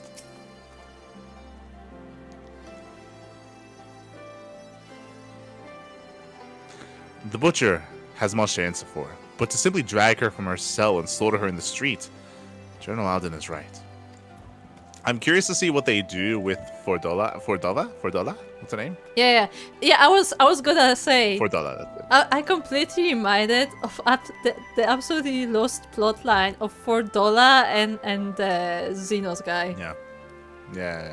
I so like that development, and they just killed him off, and Fordola is now in capture. I'm like, oh. Yeah, that was a wasted opportunity. I think it's coming back. I think for the potential storyline there, Fordola was like a more interesting character. But Yeah, they didn't do anything with because it. she had no fear, like she wasn't afraid. Yeah. That was the Yeah. important part of it. That like she was Yeah. talking to like the the highest royalty of Guardian Yeah. on equal, and he was Yeah, okay with it as well. Like that was the funny part. Like he was okay with it.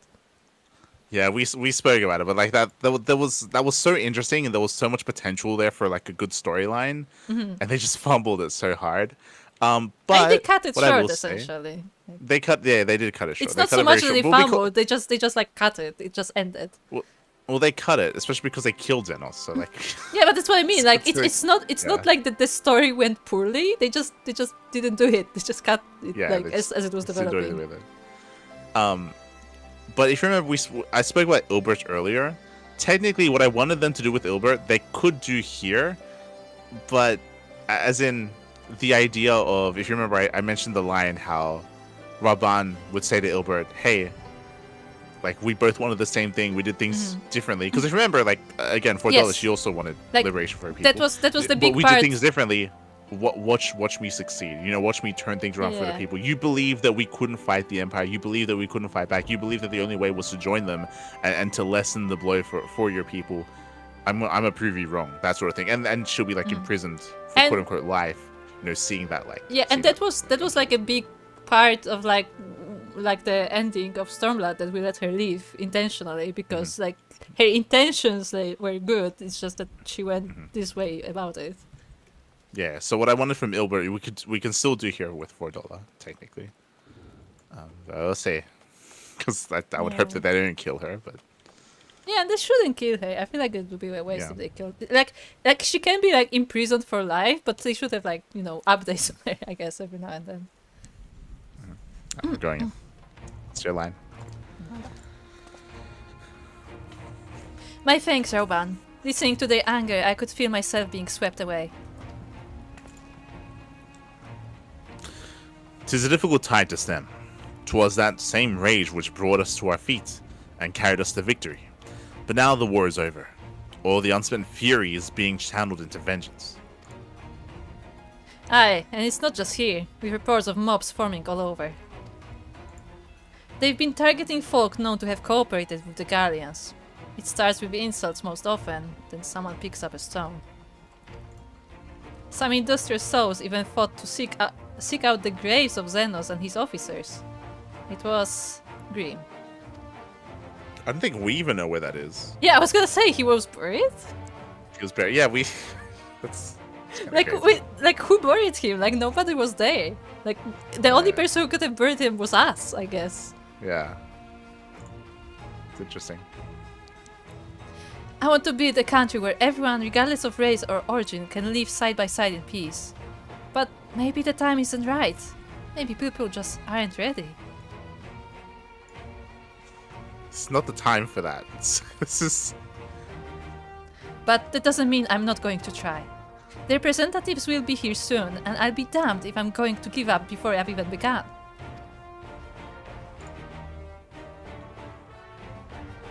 Who are these representatives exactly? Oh, village elders, refugee leaders, and the like. It wouldn't be right for us to dictate the nation's future on our own, so we've planned a summit of sorts.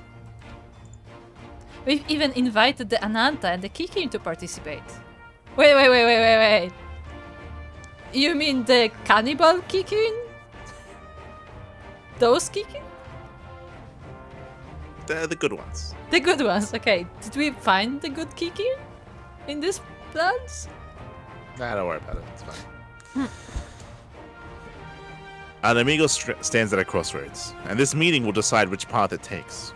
The matter of $4 sentence cannot be suffered to disrupt proceedings. Then let's execute her and be done with it. She herself asked to be put up to death. Nago, I already explained why we wouldn't do that. It's like everybody just wants to kill her. Sending her to the gallows might satisfy people right now, but where would it end? Should we round up everyone who collaborated, and everyone who didn't resist? There would be no one left, and we'd be no better than Theodoric and Xenos.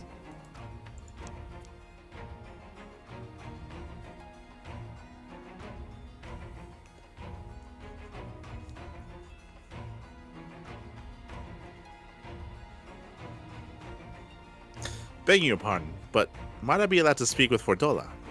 Only I caught a glimpse of her past, a moment of it anyway, during the fight. She's done terrible things, aye, unforgivable things. But in some ways, she's a victim of the circumstances in which she was born. That's something I can understand. Alright, speak with the prison guard when you're ready and I'll come and join you. I want to talk to her too. I'll return to my other duties then. We've barely begun to investigate the facility where they gave Fordola her powers. Be fairly warned, friends. She will test you.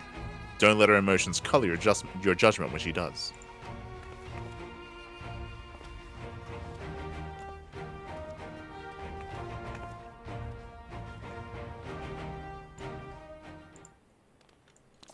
Also, another thing I wanted to mention in this world of war, to put it that way, wouldn't it be a worse sentence to be forever imprisoned than for her to just be killed off? Yes. Like, it would literally be the worst sentence because she's like forced to watch it all unfold. Yes. Yeah. That's why. That's what I want. Yeah, but what I mean is that, like, wouldn't they say that? That's my point. It's like just killing her off. It's like she already lost everything. She lost the fight. She lost her position and everything. So like I don't know. So Copa, remember what we said about this being a really important moment when it comes to character growth? The problem with what just happened here is that when Liz first spoke up to the mob, she said what she just said then. She said like, "Hey, we don't want to be as bad as the Imperials and stuff." And that didn't hit home. That fell on deaf ears. Then we had Raban step in and do his speech. This should be the moments where we make it clear that like that this is the wrong approach that you should be taking. Like this is that there's something wrong with your thinking here when it comes to Liz. The problem is that Rauban, there was no communication here, and she said the same thing. If you notice, like she said the exact same thing when asked about killing Fordola. She said, "Oh, we don't want to be as bad as the Garleans and Theodoric." And she said that she said that like I want everyone to live in peace and live in harmony and all this stuff. Like what she's saying hasn't changed from the angry crowd. Like we spoke about it. Like this is the moment where she needs to grow as a character, and she still hasn't yet. She needs to change her mindset as to how she's thinking of things, because what Rauban has said is correct. Right now, like you can have the ideology and the end goal of wanting like peace and harmony and stuff like that, but right now a war just occurred. You just liberated some people. There are there's going to be a lot of disdain.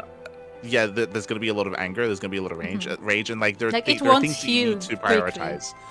Yes, and you need to approach things in a very different way, in a very delicate manner. And you need to be like a little bit more strategic in how you approach things right now, because if you mess up, then there is going to be rioting, then there is going to be a lot of destruction. And you won't be able to stop it, because literally the people you were fighting with are now fighting against each other. Yeah, and there was no reflection on what just happened, on what Rauban just said from Liz. You know what's funny? Rauban would know, because Ul'dah had the riot. Yeah. And Rauban just left. He needs to be here to tell her these things, because no one else is going to tell her these things. And if he's not here, then she's not going to learn. Yeah, and apparently we're just going to do more of the same shit. I thought she was supposed to have Mango as kind of like, this person who's like more sensible, like responsible. But then Mango is like, why don't we just kill her? I'm like, oh, okay, I see. Like, I was honestly surprised that Mango said that. Because I think she was always presented as like more responsible. Yeah, I agree. That was a weird line. Half, If you will have me, I have a mind to attend this interview as well. Interview? Yeah. Alright, yeah. I have no great wish to say Fordola, even if I could, but there's more to her than meets the eye, I'm sure of it. Yeah, now they're gonna tie it into the fact that, like, to what he said about his upbringing. Maybe. Speak with the guards, and we go in together. I think it's best if I stay outside and keep watch for troublemakers. After what that woman did to Mefrid and Commander Kemp, I'd struggle not to throttle her.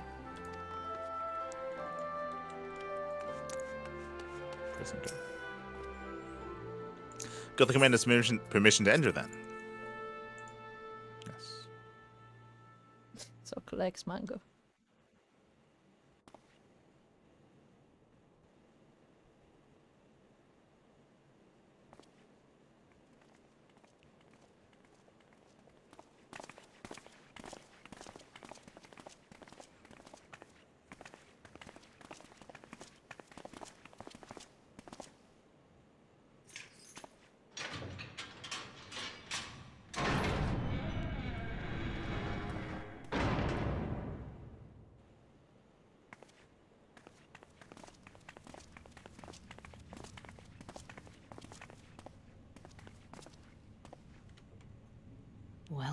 Well. So many visitors. Come to have a good laugh, have you? Or do you mean to put me out of my misery? To finish what you started? It's about bloody time. That's not why we're here, no. Do you remember what I said? How I promised you you'd live long enough to see us win our freedom? Well, I meant it. And not to mock you either. You're wasting your time. All of this is pointless! There's no reason to keep me alive, and you know it! I killed your men. I killed my men! And you know what my only regret is? That I didn't kill you when I had the chance! That's a lie, and you know it! You think we can't tell what you're trying to do? That we're blind? Yeah, you're a fool, but you're not stupid. You're ruthless. Relentless. You'd give up anything and everything to get what you want. You didn't come this far, climbing over the bodies of your own brothers and sisters just to piss it all away. I see you, Fedora. I see you for what you are.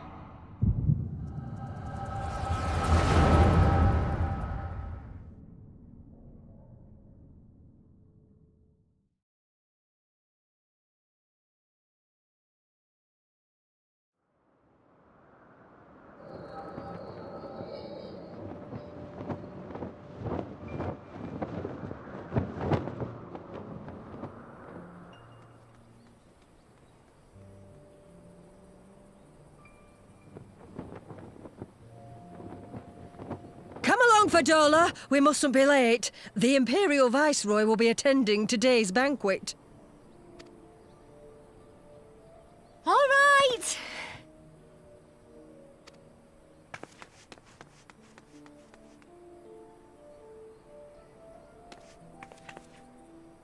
Father, what's Lord Gaius like?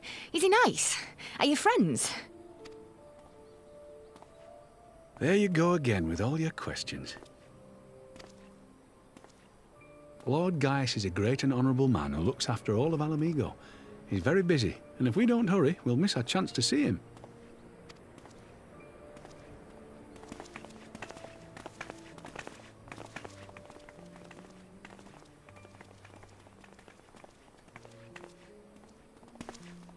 Filthy tin-head lovers.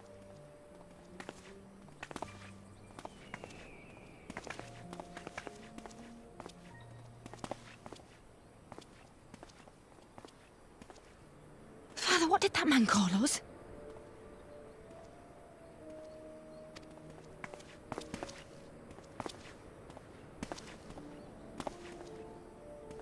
The little tin-head lover doesn't know what she is, eh? A traitor, sweetheart. A backstabbing bitch who'd gladly betray her kith and kin to gnaw on what few scraps the Imperials deign to toss her. Like your bastard father and whore mother. That's not true! My parents are good people! They've never done anything like that!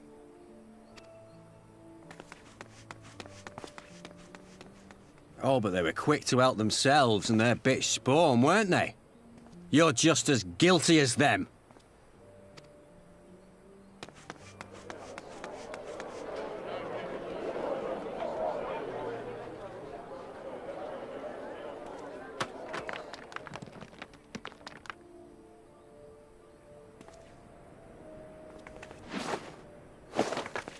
Fadola!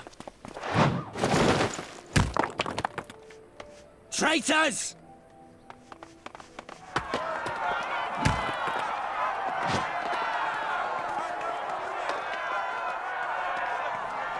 Please, you have to do something. My husband and daughter are in danger. Soldiers of the Imperial Army are under no obligation to intervene in the disputes of arms. We're citizens. We have rights.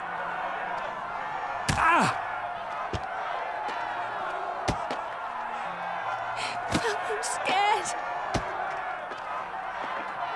It's all right. It's all right.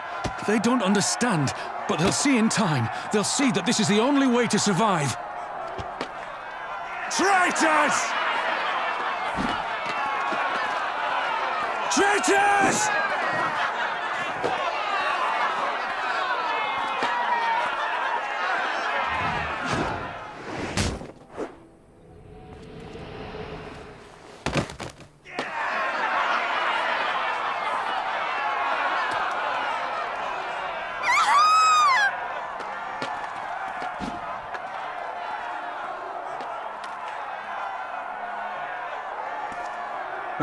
Let the savages have their fun.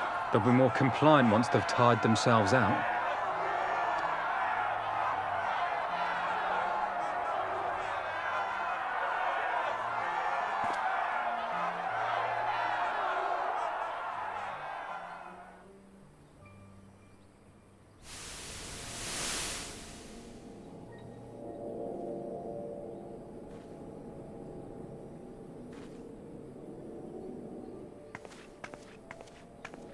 Padola, please. You already have citizenship. Why would you want to become a soldier?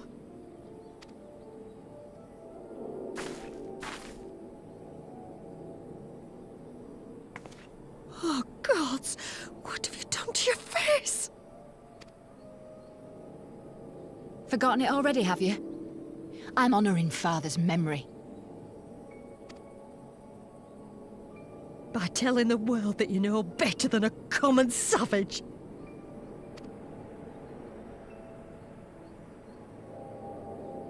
Am I though, Mother? Are any of us? Can't you see? Citizenship means nothing to them.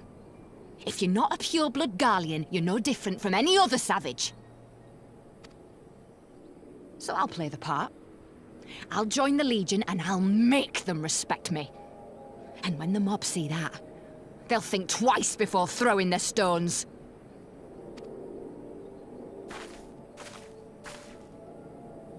Ansfrid, Rudolph, Emlyn. It's time. It'll be hard. Humiliating. They'll try to break us. Send us crawling back to our own kind. But we won't, no matter what. We'll bleed for them, die for them if we have to. We'll do whatever it takes to be free!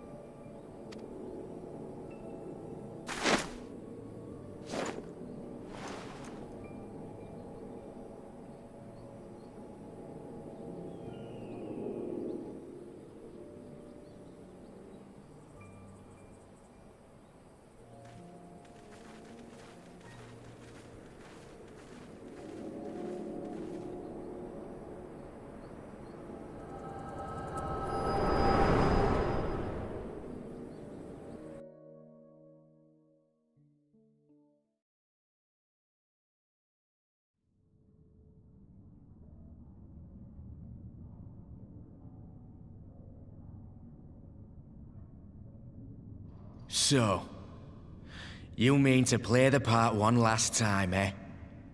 The unrepentant traitor whose death will serve to unite the people? Shut up. You had every chance to kill yourself. Fashion a noose from your clothes, wait for the guards to leave you alone long enough to slip it over your neck. I said shut up! Oh, but then it would have all been for nothing, wouldn't it? Whatever it takes. That's what you said.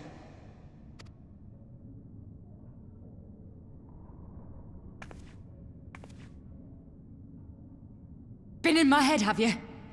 Had a little peek at my past?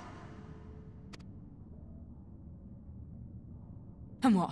A few stolen memories tell you everything you need to know, do they? Don't you dare patronize me! You don't know a goddamn thing about the life I've led! The bastards that killed him. The bastards that let it happen. My father deserved better! I swore I'd do whatever it took to make them pay!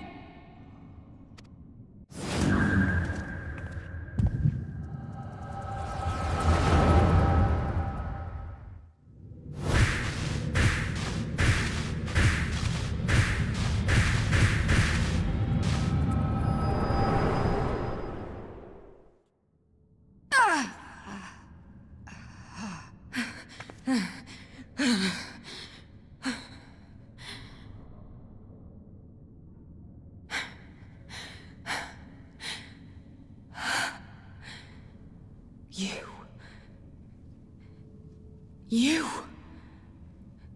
All that power. All that pain. It's too much. Too much for anyone. The things they've done to you. The lies. The betrayal. The endless fighting. Yet there you stand. Unbroken. How? Why?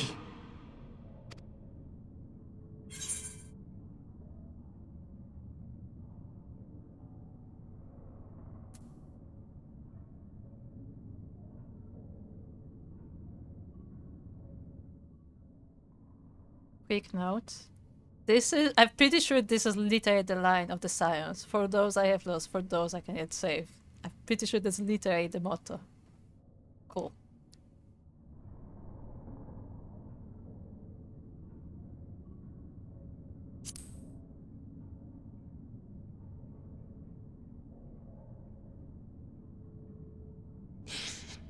Damn you. Damn you all.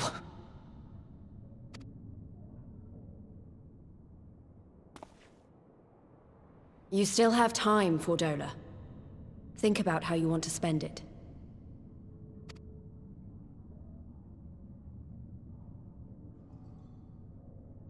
Let's go.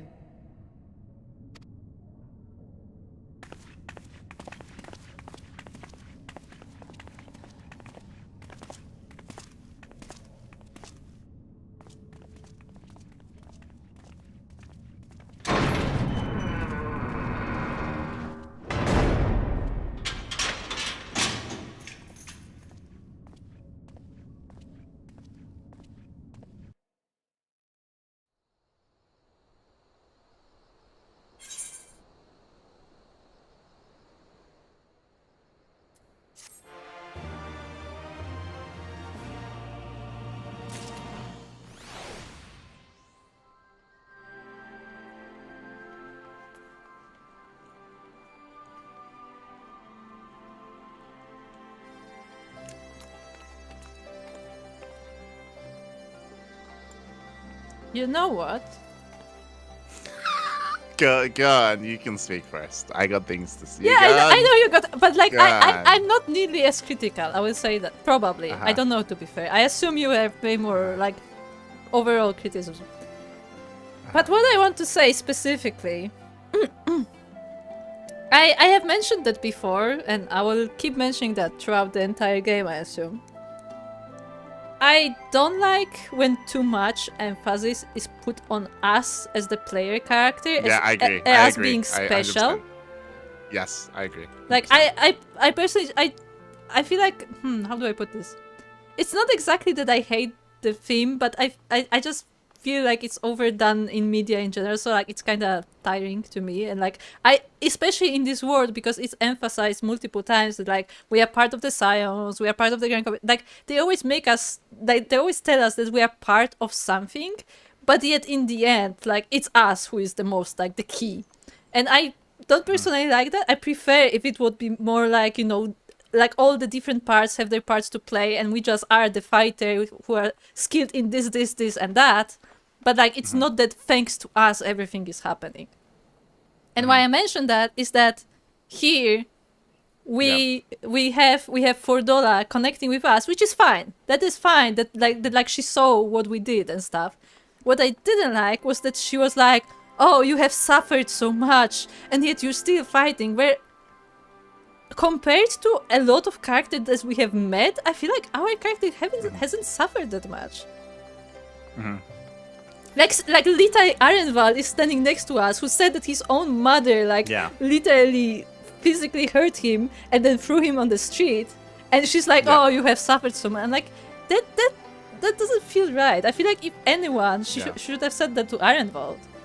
I 100% agree. And then it could have been like Arenval's moment where like, because he has been with the Scions, like he said it himself that like he was like, you know, basically a sellsword until that point, but then he joined the Scions and was like, okay, maybe I can do some good in here, and that's how his character progressed. So that would be a good connection for Dola to have, because he was trying to appeal to her, and then she would see what he went through, because they have very similar stories essentially, just in different like environments, but like their stories are in a way similar, and see like how he dealt with it instead.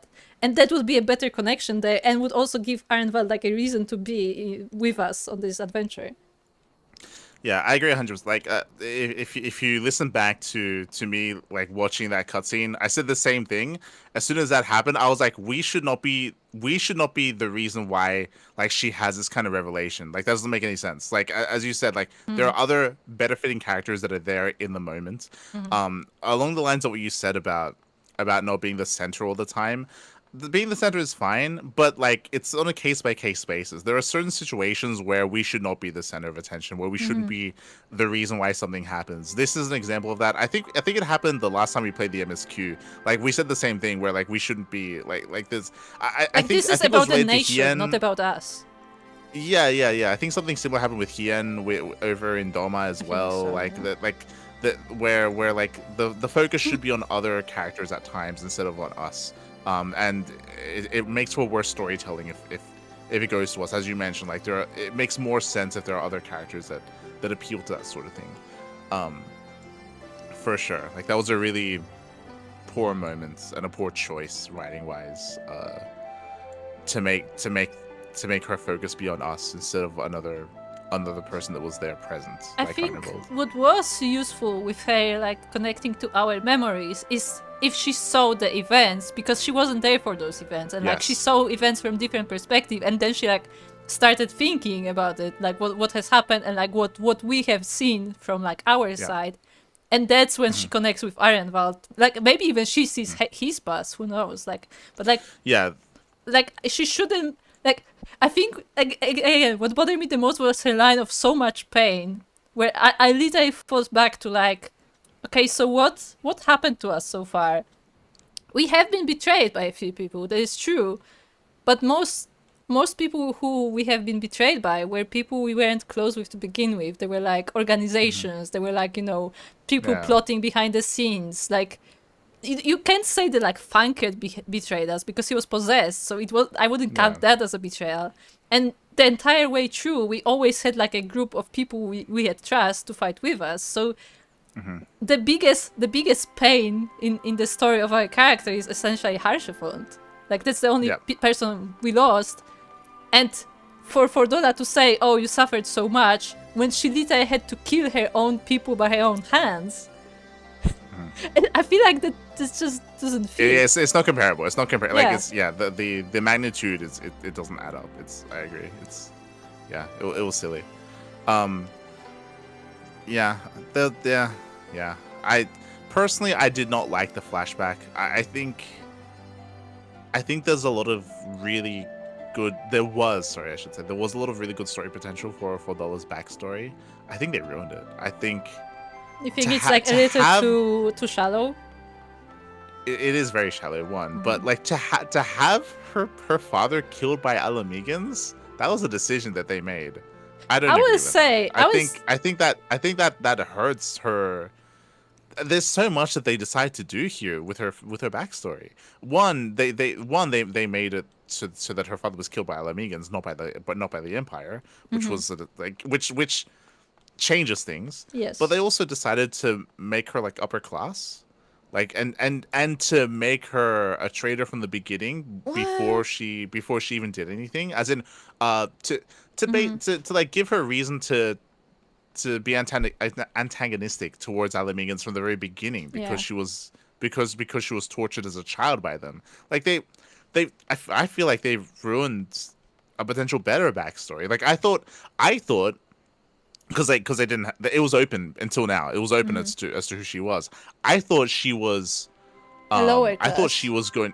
No, I thought she was going to be one, lower class, but two, I thought that she was going to be one with the people, that she was going to have their trust, that she was going to be someone that they depended on, and then she made the turn. But here, like, the people never depended on her. Here, the people never trusted her. She was never part of them. Like, she was always an outcast from the beginning. There was never that connection. She was always a traitor. So why not? Now the decision for her to side with the Empire is weaker because now it's an easier decision to make. Yeah. Because she doesn't feel like she's betraying her people because they had disdain from her from the beginning. Like they just took away from the character instead. Like who is she fighting for? Yeah, exactly. She wasn't because part she of just said it herself. Like she hates the people that killed her father as well as the people that didn't do anything about it anyway. So like. Yeah, now that it's just now she has less motivation. Now she's a less complex character. There's less depth there now, and they didn't have to do that. They just chose to do that for some reason. I don't know why. Like it was awful. I will say what this cinematic also did. I never was particularly fond of Alamegans in the first place, but now I actually think they're bad people. Why did we help Well, them? I mean, exactly. Like, before this moment, you would not think that. But now they give you a reason to be less empathetic with the Aluminium people. Now they give you a reason why $4 would be less sympathetic to the Aluminium. Like again, they just made a decision right now. They just made a choice to make the Aluminium people pieces of shit. Yeah, like I think like, they wanted you to like be empathetic towards $4. What they did is like, well, she's kind of right, you know. It's like maybe these people weren't worth saving. Well, no, like I mean, what I said before, it just makes her decision an easy one. Now there's less complexity there. Before it would be a hard decision to turn on your people. Yeah. But now they made an easy one. So now it's just a worse character now. It's like, what? Like, why? Like, why was this decision made? Like, it just makes her a worse character. Ay. Yeah, I don't know. That was shocking. Like, that they made that decision. That's crazy. I just, like, I don't know. But yeah, I have this like very weird feeling now about Alamigans as a whole. It's like wherever we go, they're always like a problem. Like they cause riots and stuff, and like they just want to kill people. And now we see that they're even okay with just killing children on the street, essentially, because that's what they would do if they continue. Yeah.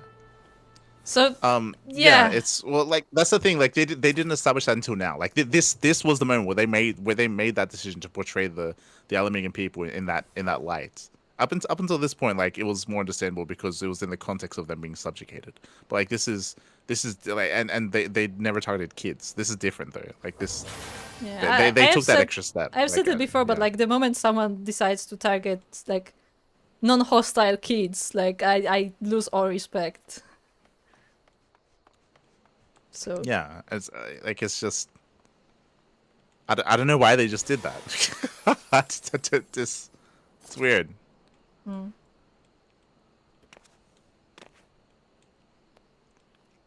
don't know. And at the very end, which is less important, but again, like the main point of that was her backstory, which I feel like they just butchered completely. Was why I was a little bit confused as to why Liz didn't say anything. I think like her final lines were what, like we only have a bit of time left. No, like, she said you have some time. Think how we want to use it.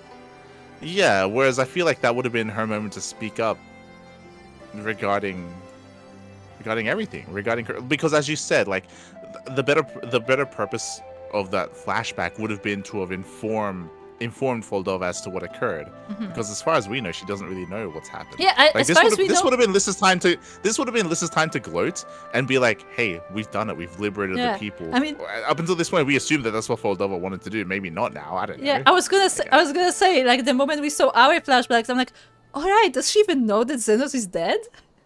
Yeah, exactly. Because she has been captured for a while now. She might have not even known. I thought that was gonna be brought up or something. What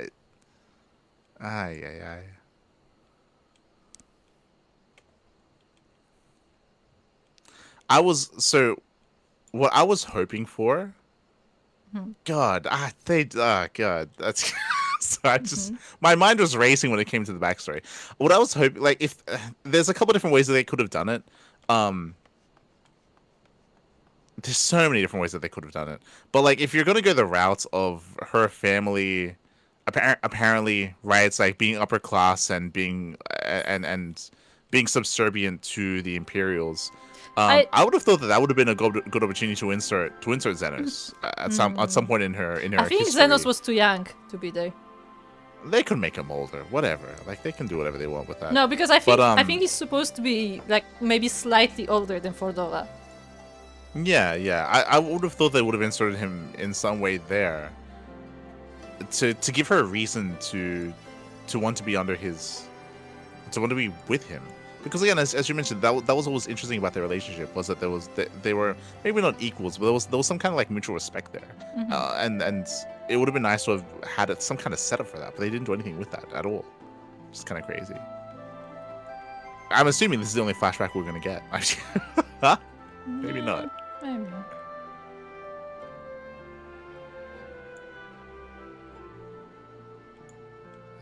Yeah, I don't know. They yeah.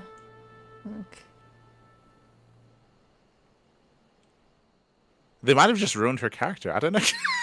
Like, I wouldn't go as far as ruined, but they definitely changed how some things feel to the I feel overall they've taken away from her character. I think that's 100%. They've taken away from her character here, and they've taken away from the Alamegan people. I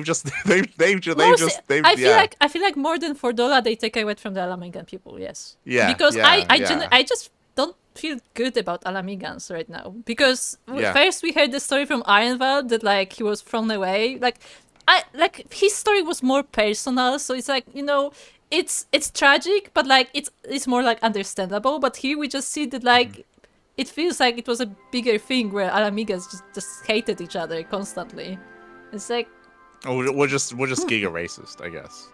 No, I wouldn't even call it racist, because she was of the same race, I believe. I don't know, but yes, it's but more, like it's more, she it's was more, like it's more that they were very. She was like adjacent. She was like Guardian adjacent, right? Like, yeah, but it's more that they were very quick to be hostile, I guess, to just be aggressive, and not aggressive in words, but like literally, like if you look at them bad, they will kill you, kind of people.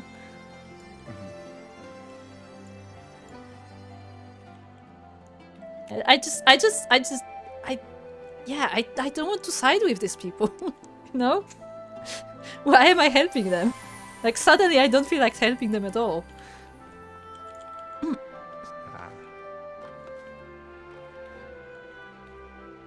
Hello, Mr. Mintler. And you didn't sleep when you weren't broadcasting StarCraft. The rumors were true. True. Este, Mr. Mintler. Nice hat, Soko. Let's finish this quest line. Sorry about that. I let my emotions get the better of me. It's just that she and I are of an age, and neither of us are one thing or another. Can't help but feel like she's my problem to solve. I feel like she should be Liz's problem to solve. No, she should. It's fair if she's Ironval's problem to solve, but that's the thing. Ironval didn't solve it. It was us. That's exactly the problem.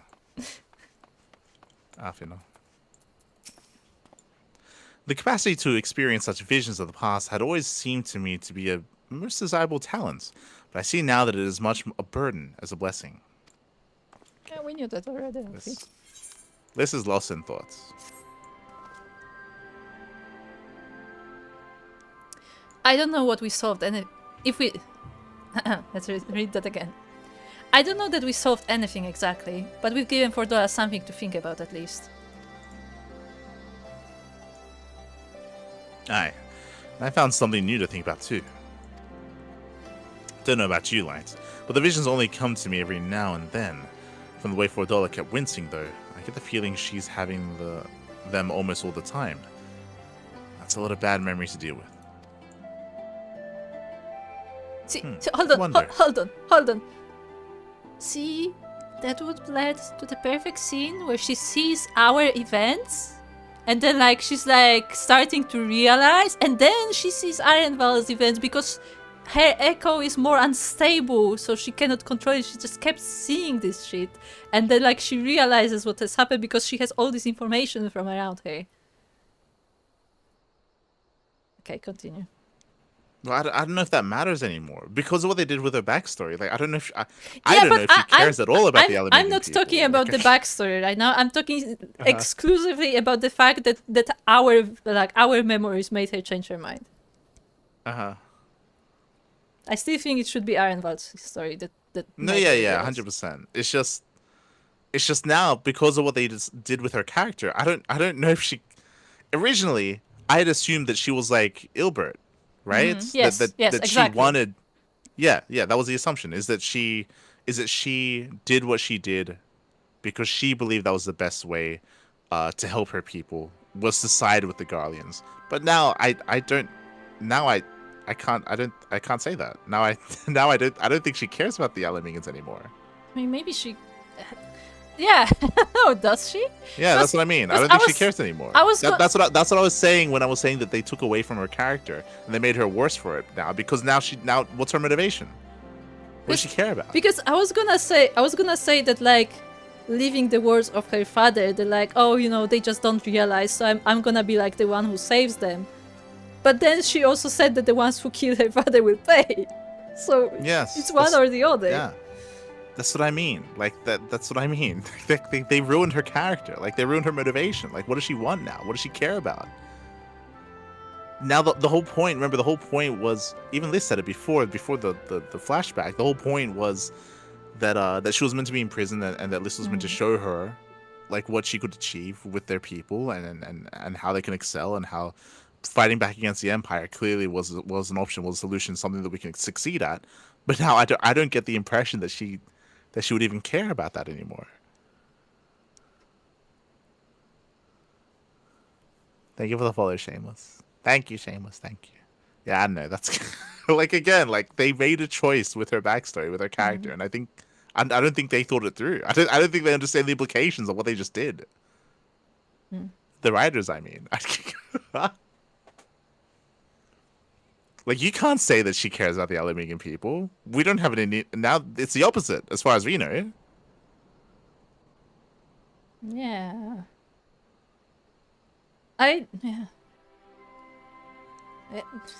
Yeah.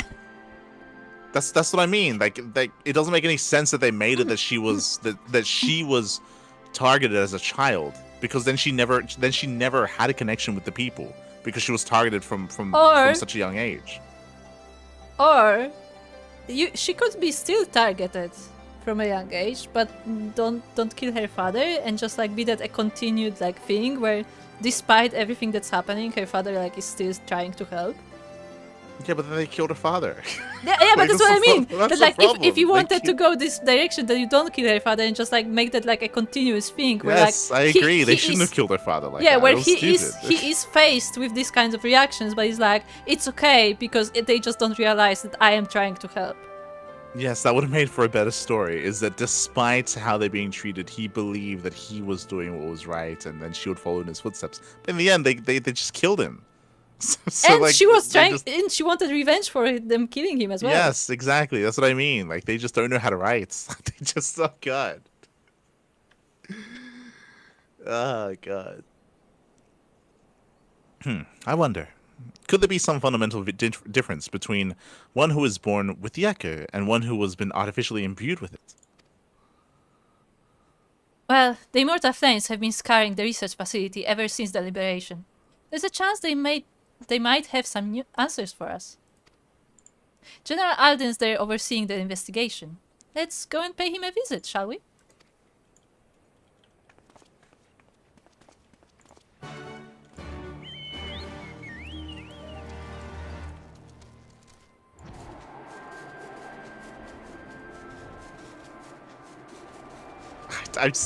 Yeah, I don't know. I'm still in shock about what just happened. Yeah, yeah, I agree.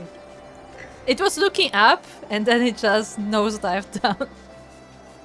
Like, again, they did not have to do any of that. They just did that just now. Yeah, it was a choice. It's a choice they made. Right before we're meant to meet with the people of Alamigo as well. Such. General Alden is inside. Aye. Will you be joining him? Yes.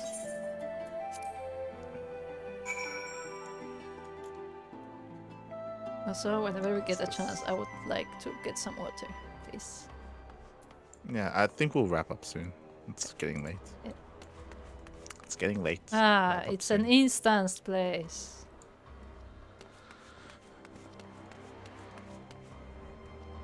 Who do we talk to? Let's do a lap. Let's go to Arnivald. But there's a flame investigator. I know. We're ignoring him. Okay. Ah, I should burn this place to the ground and be done with it. Are there not people inside these chambers? What? I mean, we don't know. Seeing this facility, I'm reminded of what they did to Cryle. Oh yeah, remember Cryle? She's in the hospital. Yeah, if you go up, you can see like the Frankenstein machine. You can go up the steps. Oh, ah.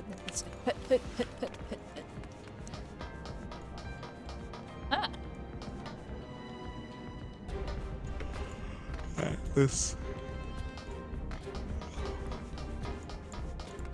She just says to talk to Raban. Okay.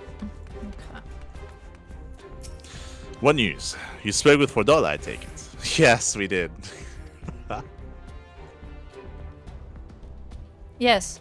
As expected, she didn't say very much, but it wasn't a total waste of time. Ironvald noticed something odd about her. He thinks she might be having visions almost constantly, which is not how the Echo normally works. Have you found anything here which might explain why it's so different for her? We've been hard-pressed just to organize the research materials, let alone study them. To be frank, I'd welcome the Sound's expert assistance if you have time to lend a hand.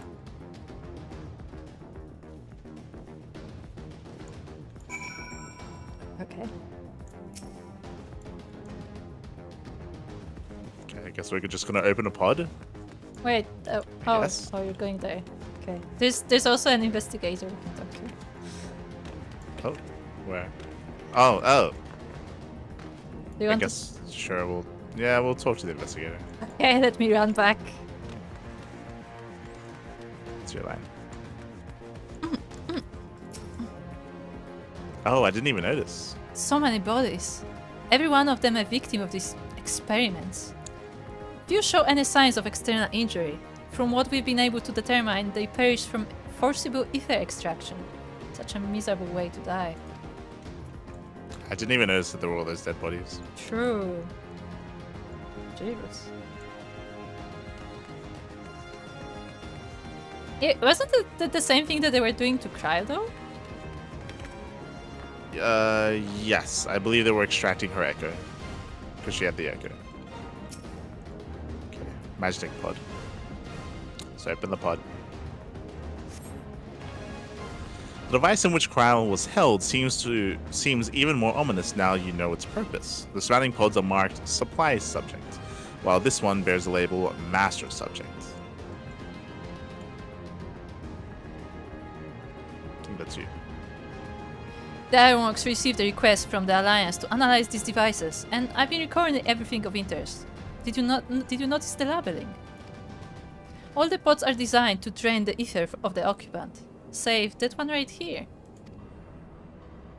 Unlike the others, the interior has been fitted with an array of sensors to measure etheric waveforms. To what purpose, however, I couldn't tell you. Wait. So did they pull the ether from Cryo, or did they put the ether in Cryo? No, they put the ether in $4. Yeah, but they did something else to Cryo, from what she says. I'm pretty sure they were draining her, but like they're saying here that this was like they were like measuring shit. I don't know. We'll see. We'll find out. But I thought during the cutscenes they were draining Cryo at the time. Maybe they weren't using her so much for draining as much as like to send the visions back and forth. Maybe. Okay, Roban.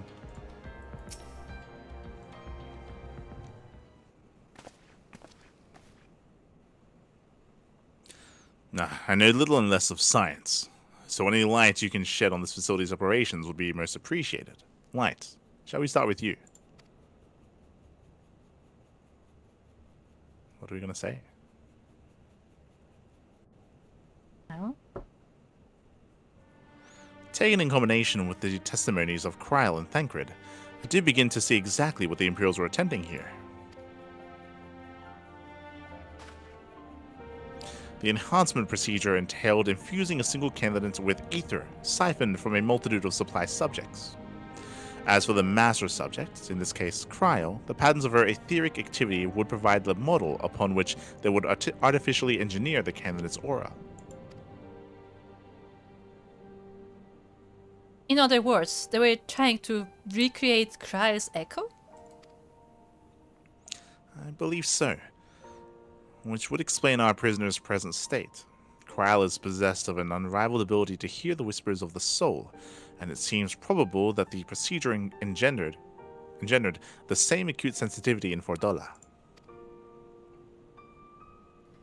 The soldiers who guard Fordola, many of them lost friends and family to the skulls. They probably shouldn't be guarding her. Yeah, again, that sounds like a conflict of interest, if anything. Yeah, that's not smart to have them there. And there's a sentry at her door, night and day. If she can't help sensing their thoughts and seeing their past,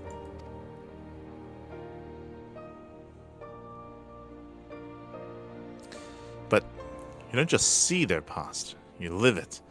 All the emotions, all the pain. Imagine what it'd do to you. You'd never be the same again.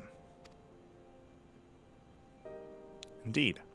As you may recall, Ysayle was completely transformed by a single glimpse of Hrothgar's past.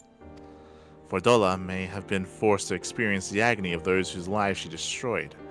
The guilt must be unbearable.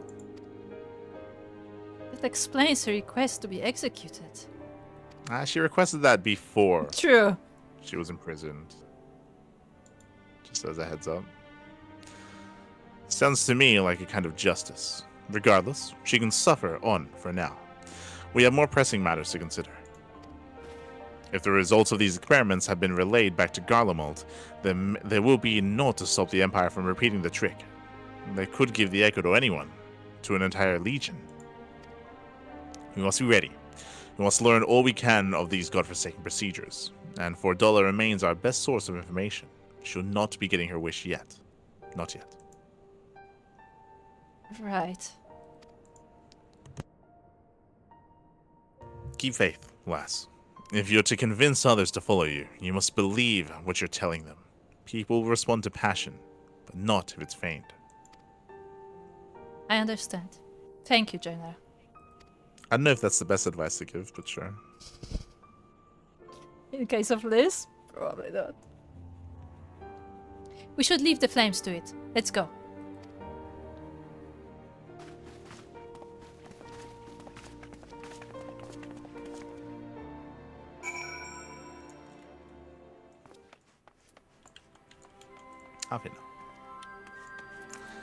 The forcible extraction of ether from a living subject is invariably fatal. How many died that Fordola might gain her new abilities? I've never known why I was given the echo, but this makes me want to put it to good use.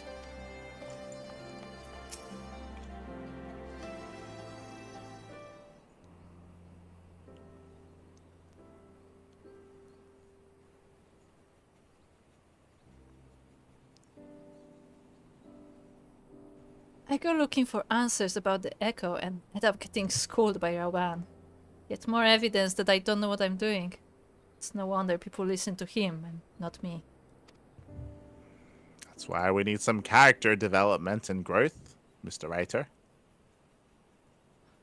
General Alden is a veteran of countless campaigns, Liz. Cannot compare yourself to a commander of his experience. You know, but I also know that I couldn't have convinced that mob to give up and go home. Makes me realize how much we rely on his authority, and how much I still have to learn. Are you gonna try to? Are you gonna... No. No shot. I wonder what he'll do when everything here is settled. I mean, it's his homeland. True. After going to the trouble of winning it back, why he not want to stay? It is a quandary which countless refugees now face. To continue the life they built in Ul'dah, or start again in the land of their birth.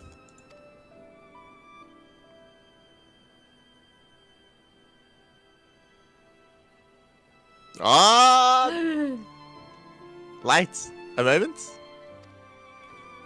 We missed you. It's the big bull himself. Not the little bull. Nah, he's big. Okay. I'll take your word for it. I'm newly returned from Ul'dah with a message from the Sultana. Her Grace desires an audience with you. She understands that... Oh, right, that's her, the Sultana. I forgot. Yeah, Nanamo. Yeah. Sultana, the dried grape. Her Grace desires an audience with you. She understands that you have responsibilities here, but asks that you visit the palace at your earliest convenience. Well, I must away and attend to other business. Until next time, my friends. Oh, yeah, Soko, you weren't here, but Light called Nanamo the shoulder parrot. You're welcome. Yes. I'm trying to remember her name. It's been years. An audience with the Sultana. Depending on the nature of her consultation, this might be the perfect opportunity to inquire about the General's future plans. Why would she tell us though? Even if she knows. Yeah, why don't we just ask the General? Yeah, why don't we ask the guy? I feel like we are better friends with him anyway. He's here as well. We don't have to travel to Ul'dah to ask that. Yeah. He's right next door. Yes, we'd all like to know about those, Alfino. But not everyone is as comfortable interrogating royalty as you. Take no notice of him, Mielikka. What? I didn't process what Liz just said, I'll be honest. It's like, hold on, let me read that again. She told us not to be bothered by Alfino wanting to get answers from royalty. Liz, we've been with Alfino longer than we have been with you. God damn. I know I could learn so much from Marban if he decided to stay, but it's his choice, and I'm not about to try and persuade him. Ul'dah needs him too. I know. In case you're wondering, I'm not planning on staying in Alamigo. Too many bad memories. And besides, I like my new life. Fair. I wouldn't want to stay in Alamigo either. I appreciate that they're tackling the question about Roban, which I guess I appreciate. At the same time, I wish there was some more wisdom being imparted upon Liz at this. I feel like we've had some opportunities for Roban to actually speak to her and actually say some things to her, but I feel like we've missed those opportunities. Like this, it's not happening yet. It's not. I want more interactions between the two of them, and we're not getting it. Is what I'm getting at. Like she's saying herself, like, "Oh, I can learn a lot from him," but like, yeah, she's literally like, "Oh, it's such a shame that he's not here, so I cannot learn from him more." I'm like, he's right like, there. He's here. Learn he's from next him now. door. Yeah, like, fucking talk to the man. Like, what Liz should be doing is, as he's working, she should be there, sitting next to him, and like getting all the wisdom she can, because she herself realizes that she can learn from him. Then go learn. Yeah. Start now. I wish she was around and I can talk to him. And meanwhile, he walks by in the background. Yeah, the background is like reading some papers. Yeah. He's like talking to other people. Yeah. Just can't do it. Okay. But hello, Phoenix. Hello, Icetan. Hello. Phoenix, do you like rants? I think this is a good place to stop for today. We're not taking Alfino's quest? No, we'll do that next time. Okay. Do that next time. Do you think they're gonna go through it and have Roban lead the Alamigan Peekable? Because right now they're teasing it. Yeah, see, the problem is I would not be surprised if they did, because that would free up Liz to rejoin the Scions, and that's the reason why they would do that. No, I think if he did, she said it herself, I still think that Liz should stay. No, you're speaking of different things, not should, but what would they do? No, yeah, true. That's what I'm saying. Rauban, that in my mind, Liz stays as a leader here, but she learns from Rauban, and then Rauban stays in Ul'dah because he's already established in Ul'dah. But is that what they would do? I hope so. Yeah.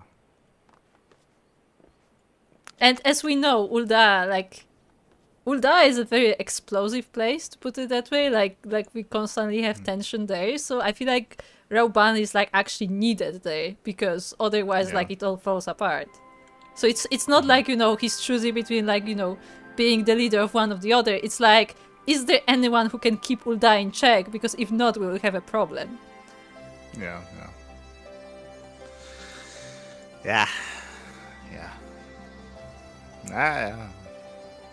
Okay. Just recap. Oh, it's out. Well, yeah, because they said they're gonna publish it. Didn't notice. God, I feel like we just had the Twitch recap for 2024. It's a bit early to do it early December. I feel like they would wait a few weeks more, but sure. Didn't we get the most recent recap in January or February or something? Like, it was a little bit later, but sure. Okay. Well, I think for now, we're done for today. I think we're done. My voice is actually gone because I had no water this entire stream, and yeah, I'm suffering. Yeah, it's been an interesting post-patch experience so far. They got our hopes up for a moment. They did. They started strong with the speech, if you remember. Yes. That was the high point. The high point was Raoban with his the speech. Was good. It was good. It was really good. It was good. That was what we wanted. If you remember, right after the speech, I think I said verbatim. I said something along the lines of like, "This is an important moment.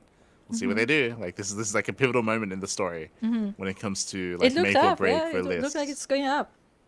Well, no, like it was just a really important moment to see what they did from this moment forward, and then they did what they did.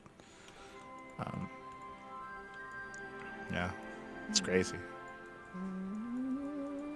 It's crazy. It's crazy that they want us to dislike the Alamegan people, even though we're trying to liberate them. Like, it's crazy. Yeah, that's what I mean. It's like all that we've seen like makes me just not like this nation. And like a decision was made. Yeah, and it's not like, oh, it's just like an isolated group that is like this, because as like we keep getting new examples, so it's clearly not an isolated group. Like that seems to be just the general trend. It's crazy. It's crazy. But otherwise,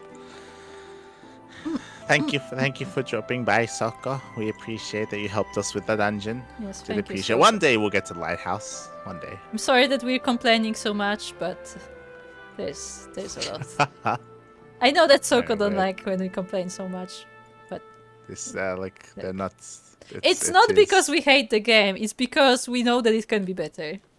Yes, we have standards that need to be met. Yeah, but it's not so much like what I'm saying is that like we know that it could have been done better, and that's why we're disappointed. Not because like we hate the thing as a whole, but more that like we saw like a path they could take that would make it a better thing. There was a clear path, to be honest. There was a pretty clear path, and I still don't understand how they stumbled off the path the way that they did. Yeah. They saw the path, they were like, nope. They just like walked drove into the off, forest. like literally on that meme where they just take a hard turn. I'm legitimately speechless by that decision. By the way, I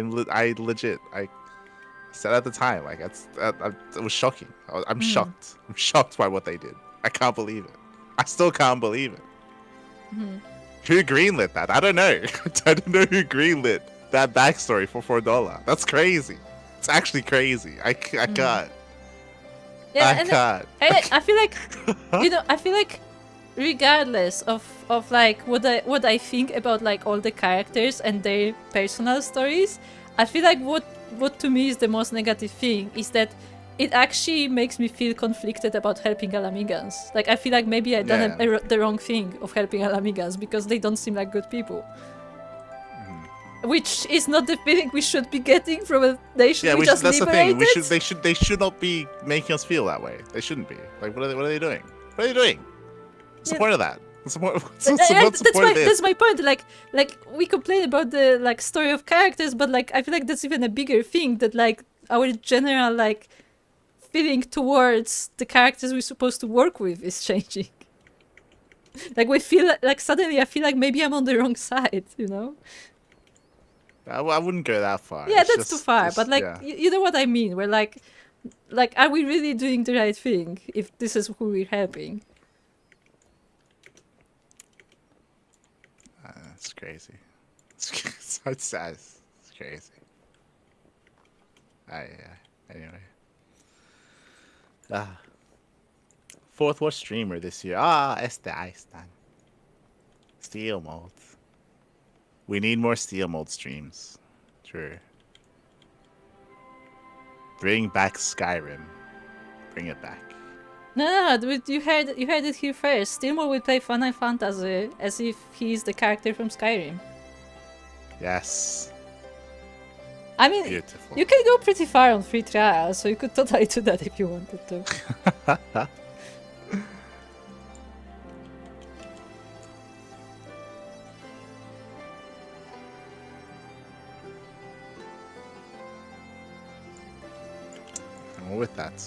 With that, we're going to be wrapping up for today. We'll continue the story next time. Yes.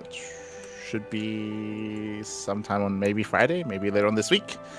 We currently do have time on Friday we have it scheduled to cover this and to stream some more Final Fantasy. And if we do, again, we're going to be working on the MSQ, progressing the story. We'll see what happens with Raoban. We'll see what happens with the leadership over in Alamigo and what they decide to do, and what happens with Ul'dah. Because there are going to be consequences if they do decide to have Raoban here. Because as you said, like, Ul'dah's not in a good place right now. They've not in a good place. I just want to remind everybody that, as they mentioned about the pain and suffering, Ul'dah's tried to kill us as well. No, yeah, there's been a lot of a lot happened in Ul'dah, and our character was almost killed in the proceedings, and Alfino as well. Actually, Alfino was stabbed, if you remember. He was literally stabbed. That's true. But yeah. With that, it's gonna be wrapping up here for the time being, and we'll see you guys next time. Bye.